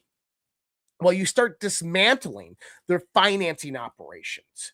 So you You put sanctions on certain countries. You go out there and you declare this terrorist organization or this cartel a foreign terrorist organization, because then that gives Scott Bessent, as Secretary of Treasury, the ability to go in there and start looking at the money flows, to start seeing where the money from the Cartel de los Sols is actually headed, or the money from the Ukrainian politicians is actually heading to Russia, oligarchs is actually heading. Now, I wrote a few blogs on this on my Substack. I highly recommend people go and read them. There's 3 of them published. Number 1, the sovereign multipolar realignment, how a new alliance could reshape the world. This is very, very critical and important to understand. Globalist, a globalist by the name of Zbigniew Brzezinski. Everybody knows who Brzezinski is. He's the former national security advisor and one of the chief architects of the post-Cold War strategic thought, okay? In his book, The Grand Chessboard, he said, well, he warned that the gravest threat to American primacy would be the emergence of a grand coalition of powers, a coalition unified not by ideology, but by shared interest in development and independence. He argued that any such alignment capable of combining industrial capacity, population, and strategic resources could fundamentally change the existing global order. Now, at the same time, Zabriskie is moving towards integrating China, the European Union. This is when we start hearing talk of the American Union, the European Union, the Asian Union, all integrating together into one main block. This was their whole point. If you take that and you reverse engineer it and you begin to control those aspects, you begin to control industrial capacity, you begin to control population, strategic resources, you control the global order. All right? So when you strip away his democratic propositions, what you get is, if the world's largest populations, industrial bases, energy producers, and scientific institutions stop competing destructively and begin coordinating development, the existing financial power structure cannot survive. Well, this is what Donald Trump has done for the last 11 months. We just saw leak information from Defense One talking about the core 5. The United States, Russia, India, Japan, and China.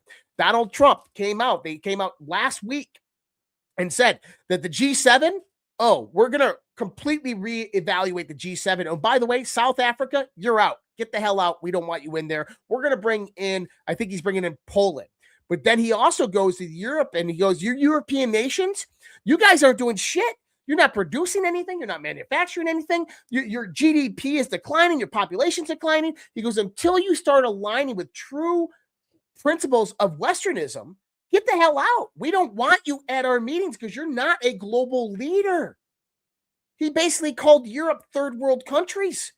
He's saying that, hey, look, you guys aren't doing anything, but Europe's sitting there going, but wait, we control the infrastructure of the financial systems. 80% of clearance of all Forex transactions go through London. London holds the majority of the conservatory of all gold for the world's nations. Yeah, but guess what? That's about to change real fast. Okay. Well, to that point, and if you can incorporate this in what you're saying, is, what makes July 4th so important to us as a nation? Well, it's the Independence Day. It's the day that we declared independence from King George, from the banking dynasty in Europe, and from the global elite. And so we are coming into that 1776 moment again. Now, was that the day the war ended, though? Oh God, no. Oh God, no. That's the appropriate response. At the end of Trump's speech tonight, or towards the end, he had talked about, the invasion, because I don't want to sidetrack us from here. But he says we will be celebrating our 250th this July. Mm-hmm. He goes, because it'll mark, his words, it'll mark the complete comeback. And so when I'm listening to what you're saying, what he's saying, I think that's what he's saying is we're coming back to the mindset, the thought process, the mission of 1776. Now, that said, that's when the battle hit its intensity. And because here's here's the position I've always had, and don't lose your thought, because I mean you were given a great education. I don't want us to lose that, because I see everybody benefiting it, and the people are loving it in the chat. But if we're going to go into arguably the biggest war since the inception of our nation, you got to have unity as much as possible, bipartisan. Forget R's and D's and everything else that's out there, race and religions and all that. You have to have the mindset that we had following the days of 9/11, but without the false flag, without that being artificial or synthetic. You got to have that if you're going to progress into the final phase of the ultimate war against the deep state. And we don't have that right now. Like, that's just being honest. You know, we have a bunch of people that are America First, MAGA conservatives, who are willing and ready to do what needs to be done for this country. But that's not how you win this kind of war that we're in. It requires more than that. And you got to have unity. And so as I'm listening to you talk about this and the history of how this all folded out and the power structure that exists and who's really the ones controlling, you know, the 1% of the 1%, you know, as you're outlining this for us, and I'm listening to Trump. I mean, he was very specific on bringing our attention to 1776, and he was very specific on how he said we will be celebrating the complete comeback this July when it comes. It just makes me feel like that's what he is setting us up for right now. I love that, and that's a great perspective too. So, Stephen Miller said something today, just a few hours before Trump took the stage. He said, for years, the United States operated as a reverse empire, using its military to enrich foreign nations and foreign peoples, sacrificing our wealth, security, and sovereignty for the sole benefit and advancement of those beyond our borders. All we got in return were migrants, no more. America's might will secure America's rights. America's military will defend America's destiny. For Americans, first and always. That is like a summary of what we're talking about here, because this old guard has basically orchestrated all of these wars, if not financed them. Everybody always talks about, you know, the Rothschilds, they financed World War II, both sides of it. Yeah. And do you think they ever stopped? You think they didn't do that throughout Iraq and Afghanistan? You don't think they were pocketing money? I mean, the largest heroin dealers in the 19th century were the Rothschild and the Sassoon families. Do you think they ever stopped controlling opium? No. The British Empire is the largest heroin and opium producers in the freaking world. And what do we have a problem with here in the United States of America? Opium-derived fentanyl. Well, chemically sutured, but obviously fentanyl, which is opium-derived. How did the fentanyl addiction actually come about? You know, this is an interesting topic. I want to get back into the other stuff, but just a real diversion here. I'm going to take this fucking cough drop out because it's just not working when I'm trying to talk. Do you remember in the 1990s? Remember a few years ago, this lady, she owned a pharmaceutical company that produced Oxycontins, and she was sued for liability. Remember all the Oxycontin people were sued for liability? Because basically in the 1990s, they flooded the market with codeine and Oxycontins, and doctors were prescribing them because the doctors had deals with the pharmaceutical companies to push this stuff out like fucking candy. Right? And then what happened? Right after September 11th, 2001, they rug pulled it. They pulled the Oxycontins, the codeine, all of it off the market. So I want you to think about this. You got a drug interdependency, right? Painkillers. You just see a traumatic event happen, national traumatic event happen. Now you're deeply depressed.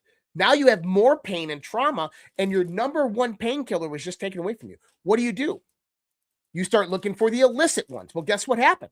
Around that same time is when the black market of these drugs blew up to a billions of dollar market throughout the United States of America. Well, that went in till probably about 15 years ago. And then what occurred next? Synthetic drug applications, fentanyl. So this was planned. This was a planned operation. It's been decades in advancement. That wasn't done by, it was just an accident. No, They planned that shit specifically like that. There's a great documentary on Netflix, which is Reid Hoffman's company. Fuck him, but it's a great documentary anyway about that whole situation.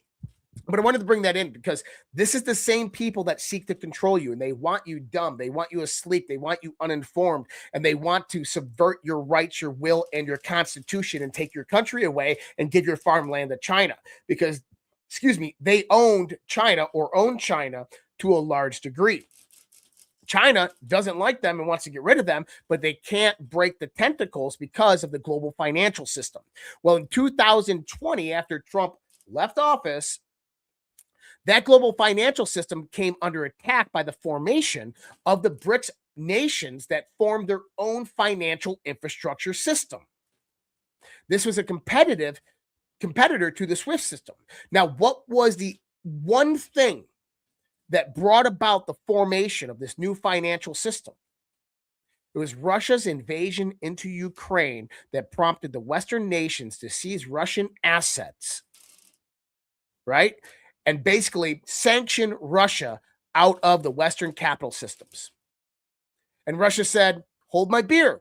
Calls up China, calls up India, calls up Saudi Arabia, calls up all their friends and says, hey, let's make a deal. Let's move away from the dollar-based international currency exchange. And how about this? How about you start clearing things in the ruble? And what we'll do is we'll back the ruble off of gold.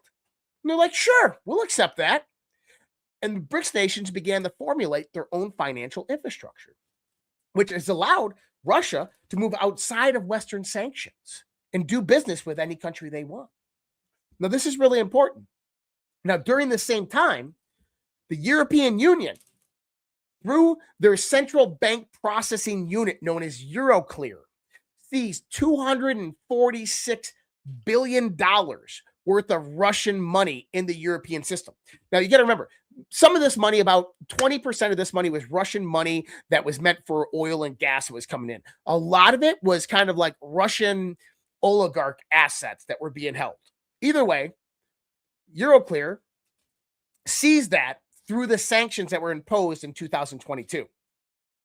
Now, international law, European law, states that, hey, during wartime, if sanctions are imposed, you must hold that money basically in escrow. You can't spend it. You can't do anything with it. This is really important. Now, Trump, he's been calling for peace in Ukraine. He met with Putin. They came out with a deal. You remember when Putin left? It was like an hour later, there was some drone attack by Ukraine, and then Russia bombarded the shit out of Ukraine, and Trump went out there and scolded Putin and said, how dare you? We just talked. And everybody's like, no, Ukraine did it to them. You remember when Zelensky comes out and talks to Donald Trump and says, okay, I'm going to take this deal back. We're going to go look at it. And he goes immediately to London, and he meets with Macron and Merz and Steimer, and they tell him, no, go back and deny this. We don't want this. Well, why did the EU, the European nations, and I have to add, so Brexit actually happened. The UK is not a part of the EU. That was unfortunate for the EU, but it's probably one of the life-saving aspects that has produced the less powerful version of the EU that we have today. But they are still very much a large part of the EU. Now, in this sense, what I want you to begin to see here is that they are controlling Zelensky to continue the war.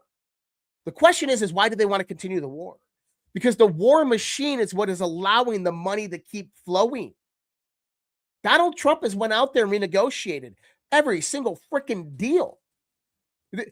Who was on the back end of that deal? Do people understand how the supply chain operates? Central banks around the world give short interim capital to large mega conglomerates around the world so that the supply chain can continuously move around. That's what the Fed rate and these central bank interest rates are all about.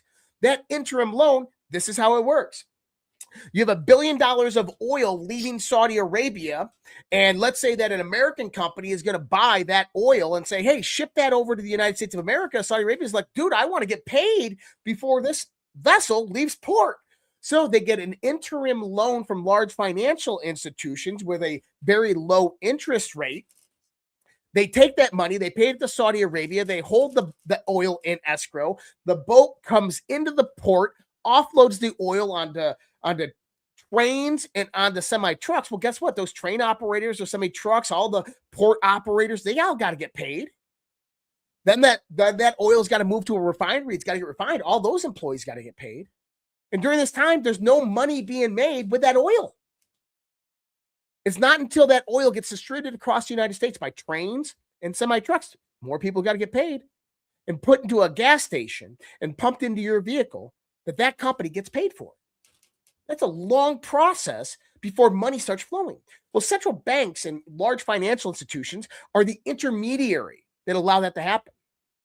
So when you have trade deficits with these countries and you have supply chains that are going all around, the U.S. is getting screwed, is continuously in debt, hence why inflation is continuously going up. We have to borrow money to keep going, while other nations are making a profit, and the internal banking infrastructure is continuously making a profit.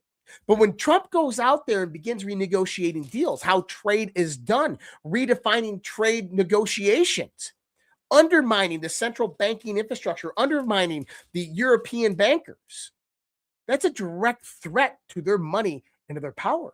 And this is exactly what he's done since he came into office. This is why I said 6 months ago that Trump's real enemy is Europe. Create the nation's tensions, destroy their routes to resupply and infrastructure. It's like what the thing says, the war is won before it even starts. And you're seeing Trump systematically dismantle everything the deep state would need. It's financial infrastructure, its nation states relationships, its ability to do coups, its ability to leverage the US dollar or the economy in general against all these. He's destroying all that. So when or if the kinetic portion of it happens, they're done. They're already in the corner of the ropes. This is not about how far you advance with that. It's just showing you don't have the infrastructure to sustain a war, not just with the United States, but with the entire sovereign alliance. You're done. Right. So here's the one key about Ukraine. I'm telling you right now that the war in Ukraine is only being supported by Europe. Now, what happened last week? Something very important happened last week, and not a lot of people were paying attention.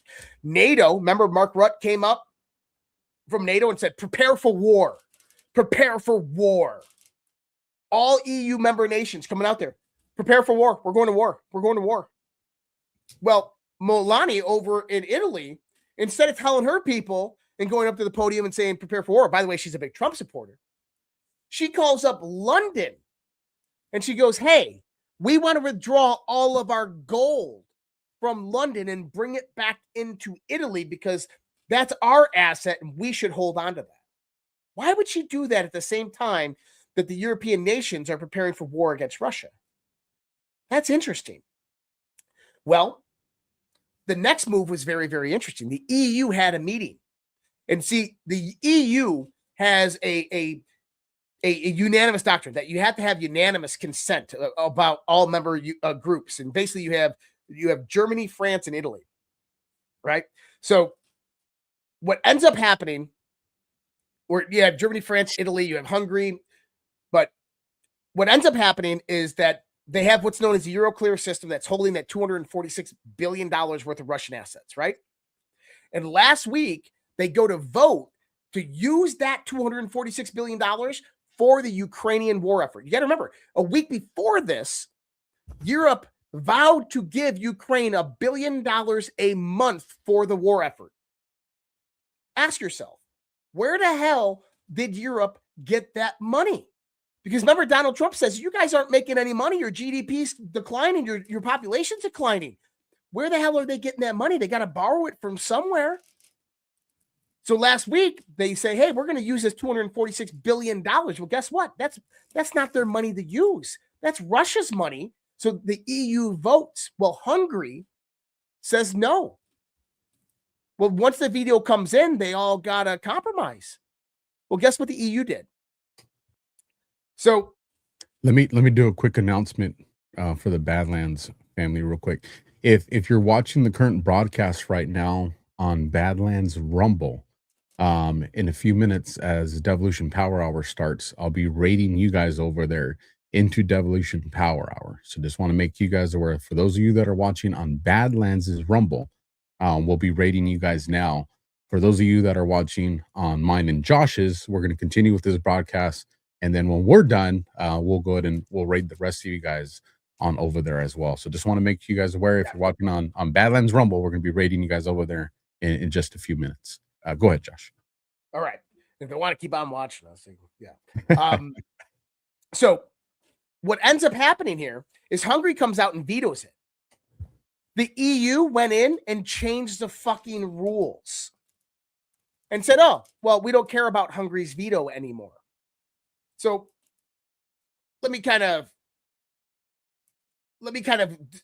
go into this a little bit further, because this is so critically important to understand. So by bypassing unanimity requirements and overriding Hungary's veto, the EU openly abandoned the legal structure that legitimized its authority. That was not a bureaucratic oversight. It was a calculated move out of desperation that exposes and exhausts the systems. Viktor Orban's alignment with Trump, followed by Italy's assertion of sovereign control over its gold reserves, created a fault line Brussels could not bridge without force. Rather than compromise, the EU centralized. By the way, these are on my Substack, redpillproject.substack.com, if you want to read them. That choice signals something deeper. The EU leadership understands the structure cannot survive intact. The objective is no longer preservation. It is containment and extraction. The London banking nexus, Euroclear, the City of London, their satellite institutions, sit at the center of this implosion. These entities thrived on trust in the rule of law, trust in custodial neutrality, trust in the capital held in Europe would remain sacrosanct. Once private and sovereign assets can be seized by political decree, that trust evaporates. In other words, when the world begins to realize that the EU just seized Russian assets and ignored a veto and completely seized them and now going to use them for the war effort, everybody's going to start pulling their money out of those European banks. But here's the big kicker. That $246 billion, the only reason that they were moving on that $246 billion is because they already spent it. This is the big fucking part here. See, this is the part when Josh told me this earlier today, he said, I said, well, hold on. You collapse them if you do this. This is what Trump's plan is. So the EU, remember, Donald Trump at the beginning of his term, he started pulling financing back from Zelensky, from the EU and from Ukraine. We got to wonder why Joe Biden was given $100 billion to Ukraine. Well, we know because it was going to the European Union. It was filling the pockets of Zelensky. War is a racket, like Smedley Butler said. Okay? So once Trump came in, he defunded the Ukraine war effort. So the EU had to begin financing it. So what did they do? They took that $246 billion of seized Russian assets and they made an assumption. The assumption was that Russia was going to lose the war or Russia was going to collapse economically. That's the assumption that they made. So they collateralized that $246 billion and took loans out of their own banks on that money, out of their own member countries on that money. Now, here's the thing. The vote last week was basically to fortify what they had already done. This is why they ignored Hungary's veto, because they had already spent the money. The future profits of that money have already been spent.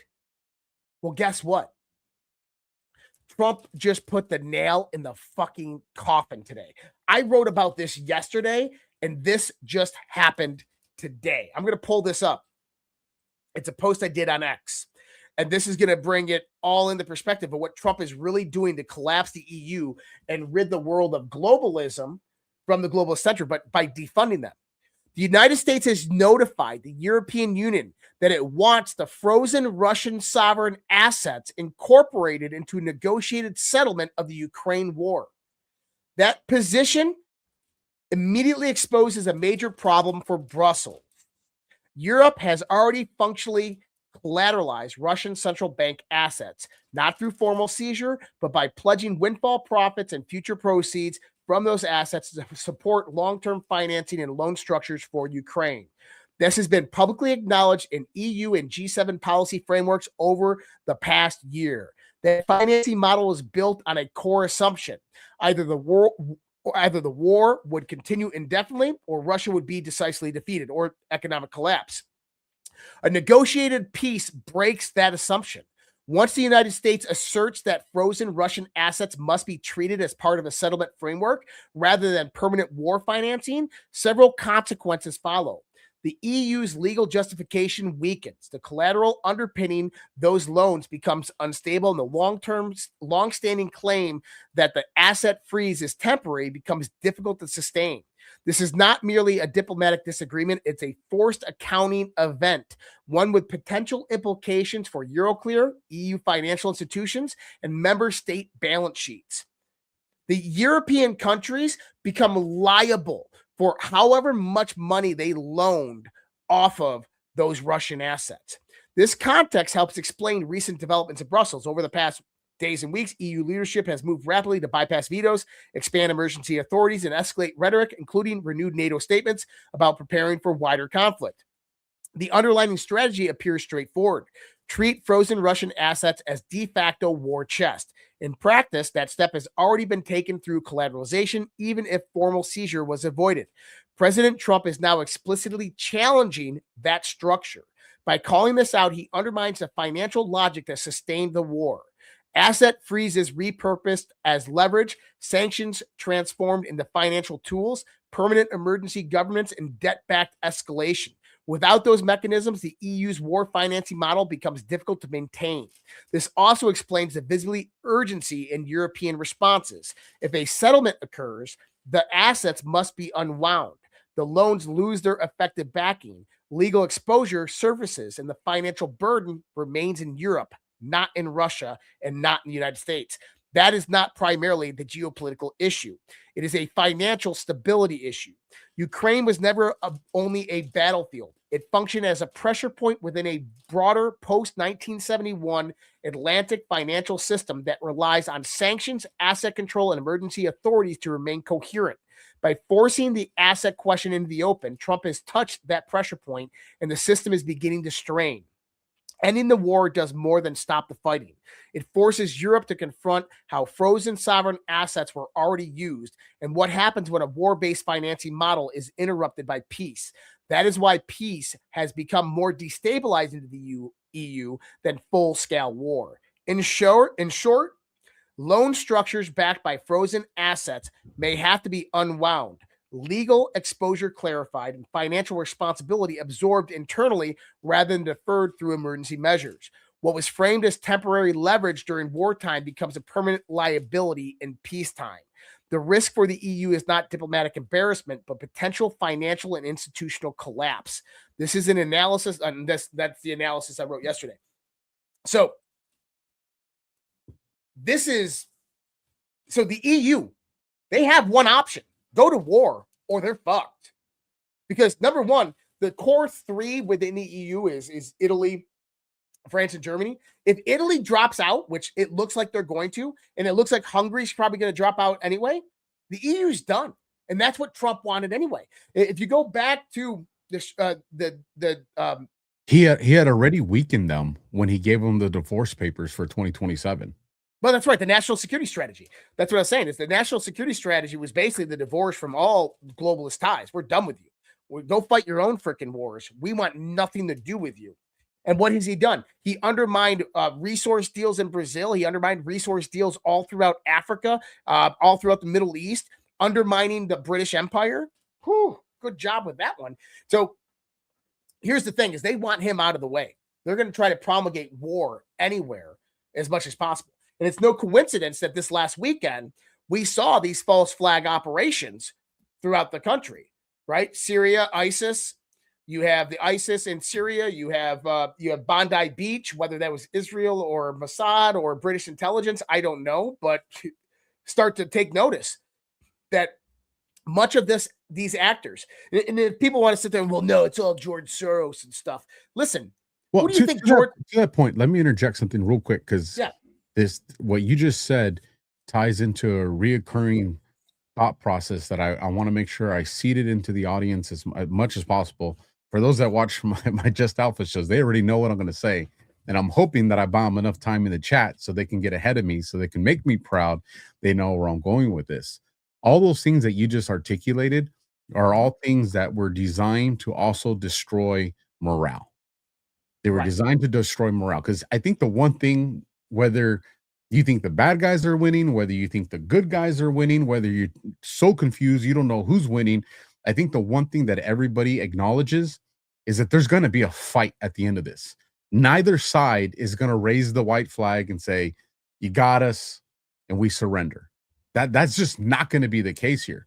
Nope. I think what you're seeing from the good guys is, how do we win this with minimizing the amount of casualties to property and life, right? That's the ultimate goal. Minimize property damage and minimize the loss of life. When you're in the good side. The bad side, they don't care. This goes into the conversation we had with General Flynn. Unrestricted warfare. They don't care if the casualty is the young. They don't care if the casualties are the old. They don't care how much gets burned down in the process. They just ultimately want to make sure at the end of it, they're holding the reins of power. Right. And so Now, when you see the things that you just laid out, it's an attack on morale. And why? And this is the one thing that I hope, at a minimum, everybody takes away from this broadcast and holds in their tool belts moving forward. Morale is a weapon. And you guys have to understand that. And that's the one reason you see the bad guys trying to destroy morale, is because that's a weapon that works in their advantage. The one reason you saw Trump go and do what he did today is he wants to make sure that morale is good, that it's moving in the right direction. Why? Because he understands that morale is a weapon. So everybody understands morale is a weapon, and they're attacking it or supporting it as so. And so I'll give it back to you with that. I wanted to take that moment to let people know that what you're describing right there is absolutely tied into destroying or protecting morale. 100%. And guys, we cannot let Alpha's channel have more thumbs up than we have on my channel. No, make sure you guys head on over there to Josh and the tax-free chip jar is always open. So I think we're gonna wrap it up here in a second. But I want to finish this up real quick, and I know you want to run one more of those. We'll get those done here in a second. And I also have there's something I want to bring up, because I want to get your thoughts on this as well. But go ahead, I don't want to interrupt you. Yeah, I got to look at myself here. So when you start to pull it all together, the United Kingdom has always wanted to get back into the United States of America, and they tried for a very long time to subvert the United States. War of 1812, they helped fund aspects of the Civil War in the South. Now, what really transformed this is the 20th century, technology. Britain realized that they didn't have to forcefully take over the United States of America. They didn't have to infiltrate their government, that they could control the government through influence. And this is where you get like the Club of Rome and the Round Table and Chatterhouse. And Chatterhouse turns into another Atlantic component called the Council of Foreign Relations. And the Council of Foreign Relations then spans off, and you get the Trilateral Commission, which gives you the neocons, which are nothing more than surrogates for the crown. Okay? And today we have these bad actors like George Soros, and like George Soros is the one funding all the NGOs. Well, guess what?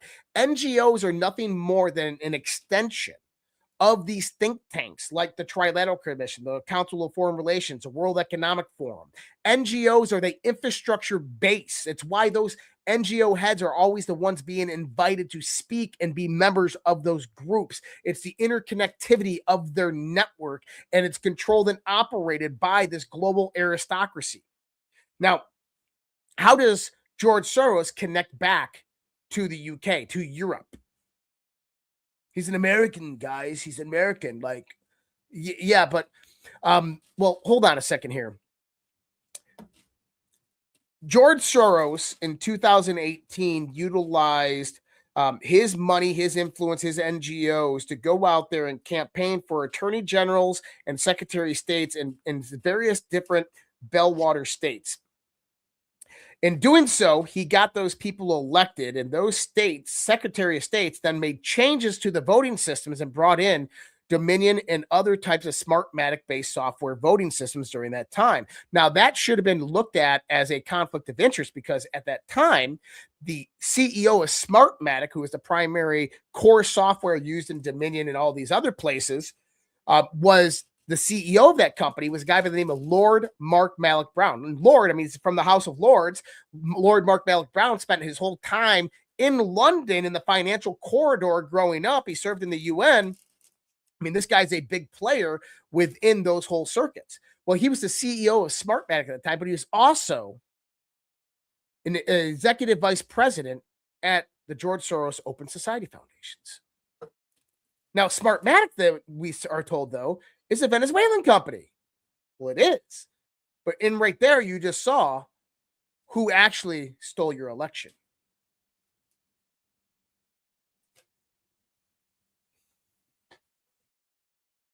Which country, which nation state actually stole your election, and why Donald Trump is doing what he's doing. It's, I understand those that have never, been to war, and it's probably even confusing for those that have, but, and this is probably more for the ones that have experienced it, like I said, at the onset, the beginning of war. You realize the moves that the president and generals make. And the reason I was trying to highlight that is, like we said, we always say that we're in an information war, we're in irregular warfare, fifth generation warfare, but the rules of war still apply.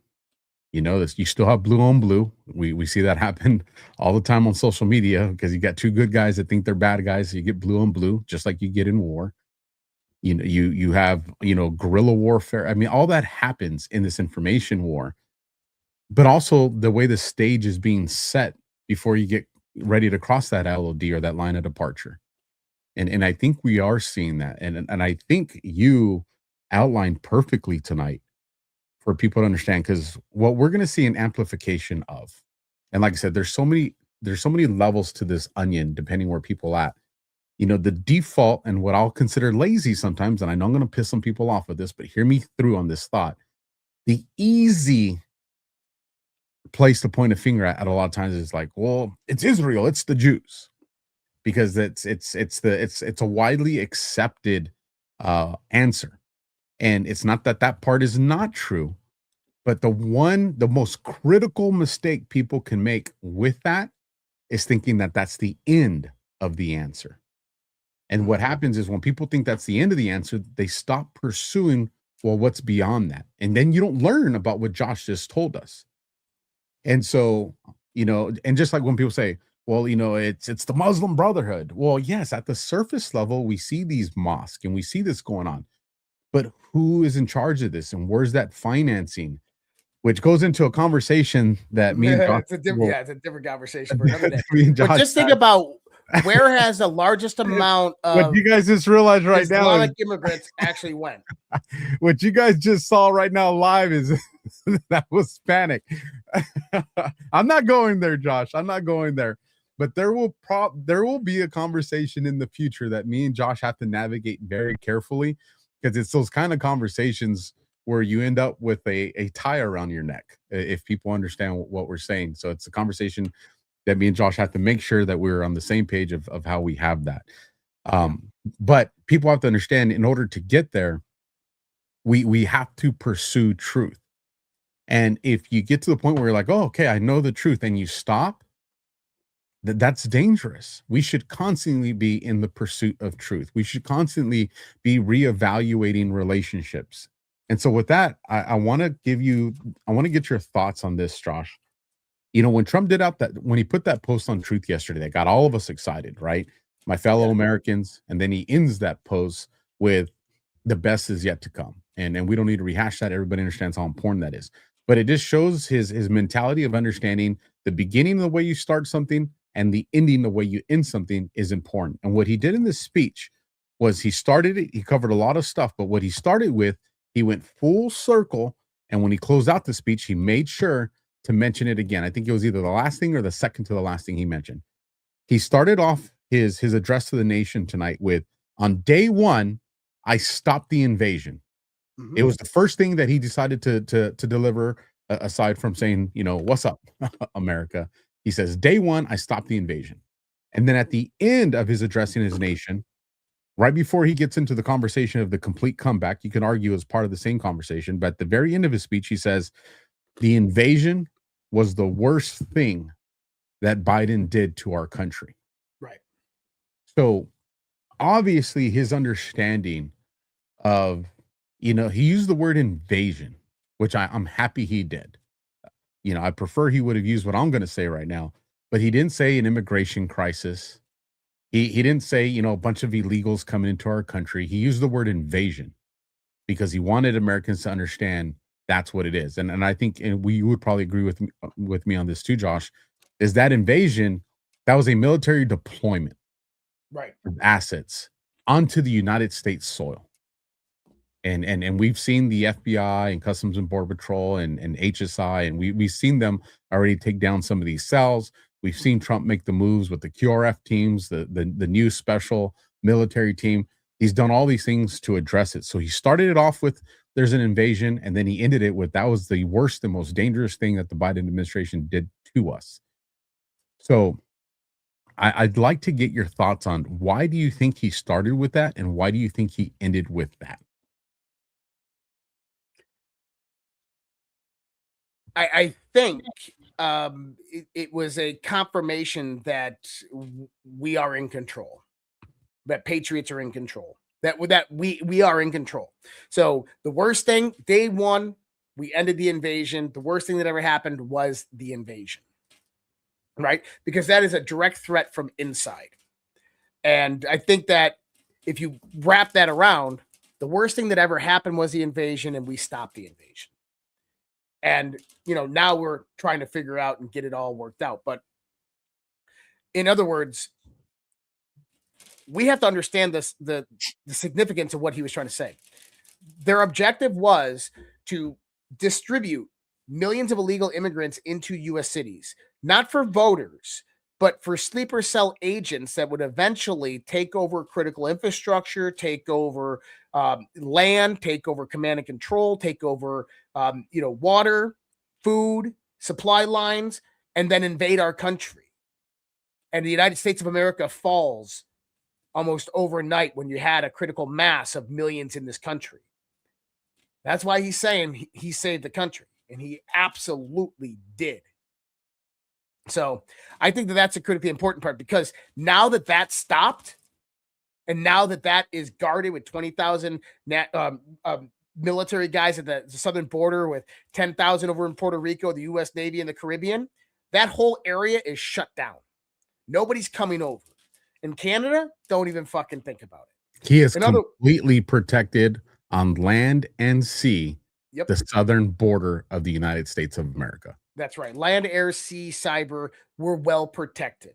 And the thing is the only way we would, I remember who it was that said it, but the only way the United States will ever fall or be defeated is from the inside. And he just thwarted off that attack. What he's trying to tell us is that everything else is simple. Just wait. Take your time. We had to deal with this the first 11 months. We dealt with it. Everything's good now. Now watch fireworks. That was my interpretation. I agree with that, man. I like that assessment of it. I like the fact that, be patient, let it cook. We don't want chaos. And I think, and I'm glad you brought that up, because we hadn't mentioned that tonight.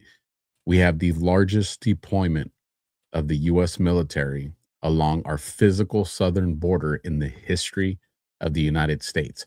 Had we saw that done in any other country around the world, it would have been all over the headlines, that country's preparing for war. That's what it would have been. Well, to go back to 2003, during the war, they moved us, we were in central Iraq, and they moved us to the southeast portion of Iraq, along the border with Iran. And you could see across when you put your binos on. We had all our LAVs in tanks, and on the Iranian border, they had the same thing. It literally with all turrets facing each other, you know, and it was just a matter of, if I remember thinking, if one of these vehicles lets off a round, it's full blown, it's full blown war. Before even America realizes what's happening, with our vehicles, we can be in each other's faces in 90 seconds. Like that's how close we were to each other, but that was the interpretation of that type of military movement. The military movement at our southern border was sold as we're stopping the immigration crisis, aka the invasion, and we're stopping the flow of narcotics through our southern border into our country. And what did that do? And I'm going somewhere. I'm making a point here. What did that do? It allowed Trump to position our military in a place he knew come November of 2025 was going to be instrumental for positioning, without creating anxiety and fear in the populace. Because everybody's absolutely genius. It was genius because everybody's like, okay, so now I want to remind everybody, what has he been doing in the last couple weeks, last couple months? He's positioned an Navy armada off the coast of South America, and he's been blowing up narco boats. And what is the narrative that we've been told for that? Well, we're fighting the fentanyl crisis and the other drugs coming into our country. This is a war on the cartel. And how does the American populace take it? Oh, that makes sense. Now imagine 45 to 60 days from now, when you see Trump start to do strategic airstrikes in portions of South America and Mexico, and they're not in a position to fight back. They're not in a position to get assistance from a CCP Navy fleet or whatever the deep state nation, proxy nation it wants to use. Then we look back and we're like, holy smokes. We have the conversation now that we had back then about his deployment of the troops at the border. Oh, shit. He moved military chess pieces, didn't make anybody blink an eye. He didn't create any panic. And he was able to stifle the mainstream medias, because the seditious six knows what he's doing. Oh, yeah. The deep state knows what he's doing. That's why they're trying to tell the military, don't follow any illegal orders. They know it ain't got shit to do with narco boats. The deep state knows exactly where Trump is going. And Trump has been able to position our military and make these military moves and not create a storm, so to speak, that we're hoping to hear tonight without creating that. And I say that because what you said right now is what spawned that thought. Just be patient and allow this course to work. Figure out what our job is, what our responsibility is. But don't ever think that me and Josh are ever selling the message of sit back on the couch and watch this unfold. That is the complete opposite of any position me and Josh ever have. Each one of us has an absolute obligation to do our part in saving and protecting our country's sovereignty. So don't nobody get it twisted. But with that, if you want to line up an ad, if you haven't already. Do you got your Chicago Steak Company?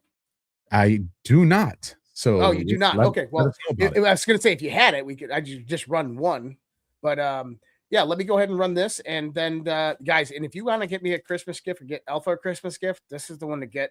You can find it on my Rumble channel. But are you still scrambling to find a Christmas gift while many shipping deadlines have already passed? Here's your lifeline. Chicago Steak Company. Head to mychicagosteak.com/rumble, code rumble. They are still shipping for Christmas, and shipping is free. Hurry, though. Slots are filling up fast. Gift your loved ones the top 2% of beef in America, USDA Prime and Premium Angus, hand cut by master butchers. Marbling so good it hits that hot pan and fills the whole house. That buttery meat goodness, you know the one. Spend $229 and they'll throw in 6 free ribeyes plus free shipping. $240 in premium steak on the house. Your gift shows up in a black and gold box packed with dry ice. They crack it open, vapor rolls out, instant Christmas morning feel. Skip the sweater, give them something they'll actually remember. mychicagosteak.com/rumble, code rumble, RUMBLE. You know, you make it really hard to do that. I'm hungry, bro. Well, Because first of all, I'm looking at it on Rumble, so I'm seeing it delayed. So I'm seeing like him laughing at me, like, man, I'm stuttering over my own words now. well, one, I'm hungry, bro. I'm so hungry. It's been a couple hours since I ate. I had a very, very small lunch today, so I'm starving. You're all talking about buttery and sizzling. So yes, please, I would love that GIF. So when you guys have a chance, head over to Josh's, and if you need my address, well, just go to my Rumble description. You'll find it there. You can go to my website, alphawarrior.tv, and you'll find the address where you can send me a card or steaks. Send me, listen, all right. This dude right here, I'm a carnivore. So if you want to send me some steaks, send me some steaks. Here's the ad that I got for you guys. Emerald Med. Let me bring them up on the screen. For those of you curious, this will show on the Alpha Warrior Rumble channel. So if you're watching on some of the other platforms, that's where you can head over to find it. I want to share a quick story about a farming family, a story that you probably heard a little earlier tonight. Supporting this channel, 8 years ago, their brother returned from Afghanistan with significant injuries. They watched as he became a shell of his former self and lost the ability to function. We can't share his exact story because of FDA restrictions, but friends kept suggesting CBD. So they tried dozens of CBD products, but nothing helped. Out of frustration, they began to create their own. They started making it to help friends, family have CBD that they knew was as clean and powerful as possible. Then the doctors started asking to carry it. It took off. Now they speak at medical conventions and help others across the US. While most companies have 1 to 10 compounds in CBD oil, their oil has up to 50. They have 8 things that make their products different. They make balms, gummies, pet products, etc. They called Emerald Med. You should check out these guys. Get their CBD and don't notice a big difference. They'll actually provide a real refund. If you want to support a business that supports our channel and free speech with marketing dollars, and if you need a source for CBD that's real, they're running a Christmas deal. You can click the link below to try Emerald Med, 40% off today. Get extreme muscle and joint relief, get significant inflammation and circulation support quality sleep, or even daytime calm. They're worth a try at least once. Just click the link below and use the code for 40% off up to 2 items today. So you guys go visit. That link will be in the live chat over there on my channel or in the description in the Rumble. With that, Josh, how do you want to wrap this up tonight? I got a video to play. I wanted to give a call out. You know how like that creator sponsor thing hangs down over the chat? Like the first comment that I had was a Rumble rant, and I can't read the name of the person, but it was a $20 Rumble rant. I want to thank you, the two of you, for all that you do for us, where we go, when we go all. I appreciate you. I don't know who it was, but thank you so much. And then Stuck Patriot, $10 Rumble rant. Freedom from the crown starts with breaking away from the central bank, hence mentioning tariffs and the new Fed chair. And also on top of that, the Supreme Court decision that vote can come any day now. If Trump can fire the FTC head, if that vote comes in Trump's favor, the Fed chair, Fed governors are all done. And he said already too. He didn't give the name, but he made the statement, because I wrote it down in my notes, that he already knows. Oh, he said the next Fed chair replacement's already known, and they 100% support what he wants them to do. So he's just that's what he's doing. He's just waiting for that decision. Yep, absolutely, 100%. All right, guys, we ready to rock? Hold on. We got a bunch of Rumble rants. So let me. You got a bunch. I only got 2. Well, we both got a bunch on Badlands. So I'll read those, cool. And then after those, I'll do the one on my channel. So starting number 1, $5 coming in from Patriot Joel. Thank you, Alpha and Josh, for extending coverage for this presidential address. Absolutely. $5 coming in from Mooney's mom, Frenchie. Thank you at Alpha Warrior Show for changing the background. Love you guys. Yeah, special broadcast. I want to do something a little different. $10 from White Tulips. Disappointed in the speech. No lower prices on consumer goods or wage increase in my world. Hearing POTUS brag about this is frustrating. I can understand where that comes from, and it is going to take a while for everybody to feel it. I mean, that's just the reality of it, and it does suck when you hear about one group of people that are enjoying something good and you're still struggling, especially in this time of the season. Hopefully, the rest of the stuff that we talked about tonight made you feel a little bit better. So, White Tulips, that message came in at 39 minutes after the show started. So, I'm curious to if White Tulips, if we made you feel any better by the time we got to this end of the show. $5 coming in from Heather J. Jones 1. How long can Trump act without Congress interfering? P.S. I love my soft disclosure deodorant and Talibar. Every time I use my Dual, I hear Alpha's porn voice in the background. Why has it got to be a porn voice? Soft disclosure. I would like to think of it as more of like a 70s radio voice. People are going to run with the porn one, I'm sure. $50 coming in from the Boom Diggity. And to answer the question, 30 days, right? I believe that's what it is that he has before Congress. Yes. So $50 from the Boom Diggity. The Haitians were hired guns by the British. This is the attack. We are fighting the City of London economic cartel. See the FSOC. And here's a link. I'll drop this link in the private chat. It's to a PDF, Josh. And Boom Diggity usually drops some gems. So let me paste that real quick so we have it. Don't lose it. Okay, now let me keep going. Looks like the last one on Badlands comes in $10. Atomic Blonde. Josh, are you going to do a recap? That was earlier tonight, and I think you answered that question. The answer to that was most definitely yes.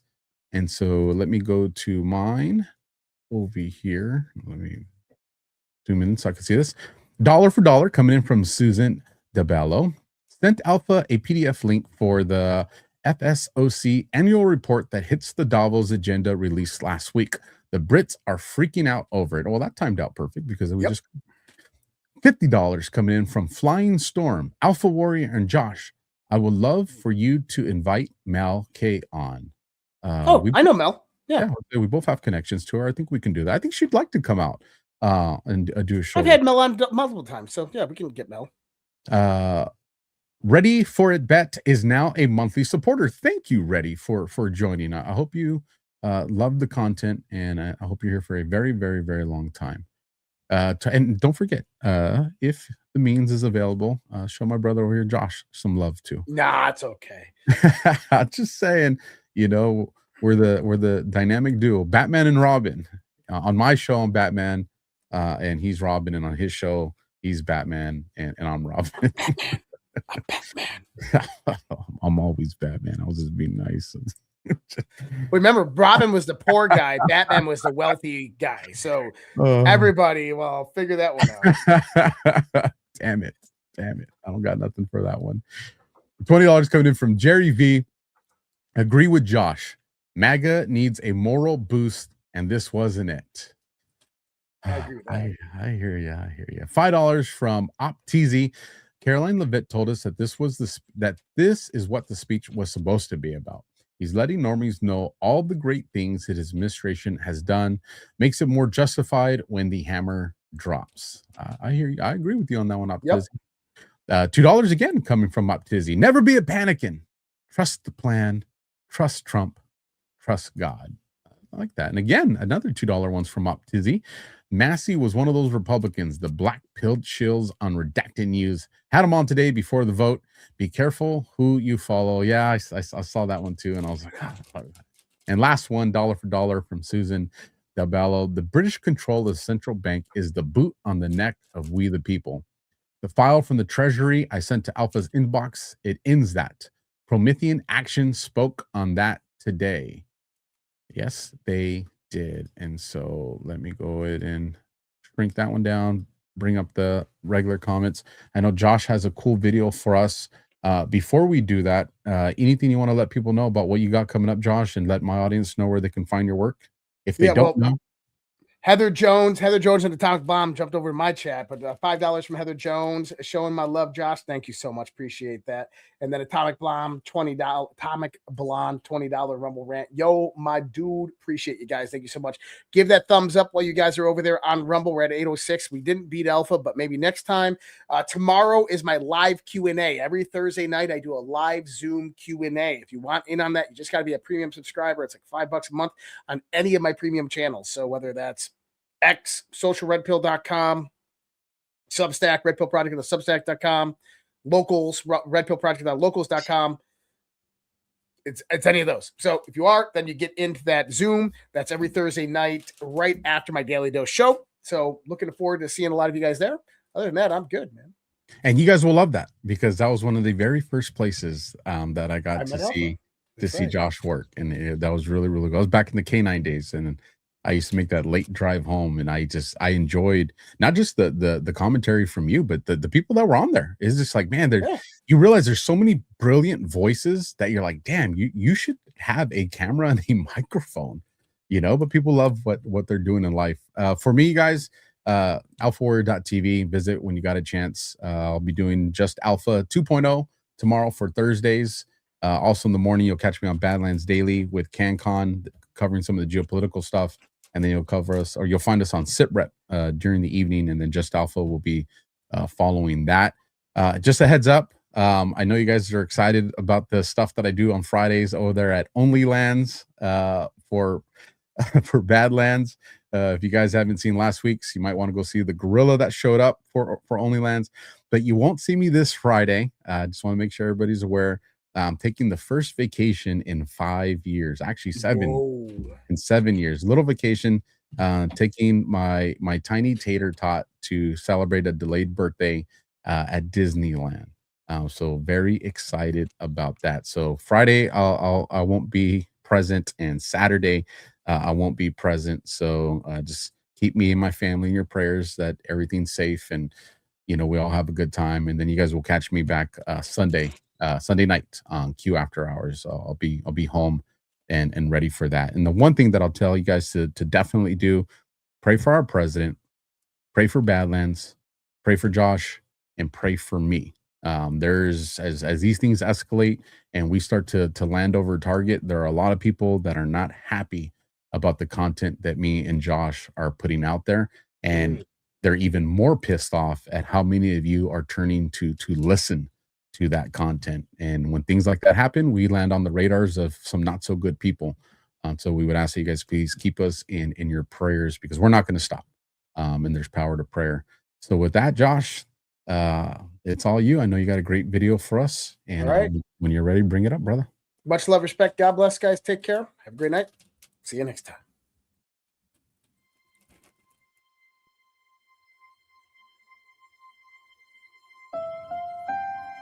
America is a land of heroes, a place where greatness is born, where destinies are forged, and where legends come to life. This is the home of Thomas Edison and Teddy Roosevelt, of many great generals, including Washington, Pershing, Patton, and MacArthur. This is the home of Abraham Lincoln, Frederick Douglass, Amelia Earhart, Harriet Tubman, the Wright brothers, Neil Armstrong, and so many more. This is the country where children learn names like Wyatt Earp, Davy Crockett, and Annie Oakley. This is the place where the Pilgrims landed at Plymouth, and where Texas patriots made their last stand at the Alamo. The American nation was carved out of the vast frontier by the toughest, strongest, fiercest, and most determined men and women ever to walk on the face of the earth.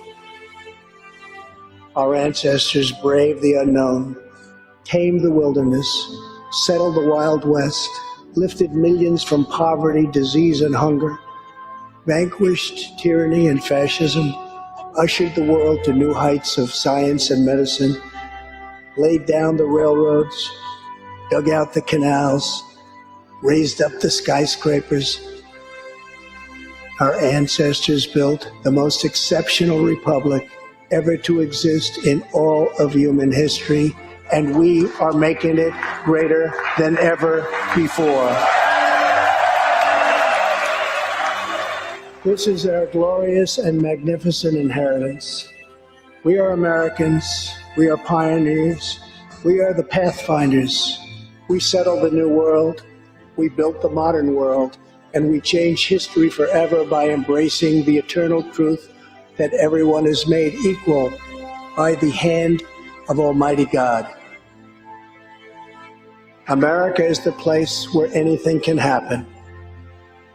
America is the place where anyone can rise. And here, on this land, on this soil, on this continent, the most incredible dreams come true. This nation is our canvas, and this country is our masterpiece. We look at tomorrow and see unlimited frontiers just waiting to be explored. Our brightest discoveries are not yet known. Our most thrilling stories are not yet told. Our grandest journeys are not yet made. The American age, the American epic, the American adventure has only just begun. Our spirit is still young. The sun is still rising. God's grace is still shining. And my fellow Americans, the best is yet to come.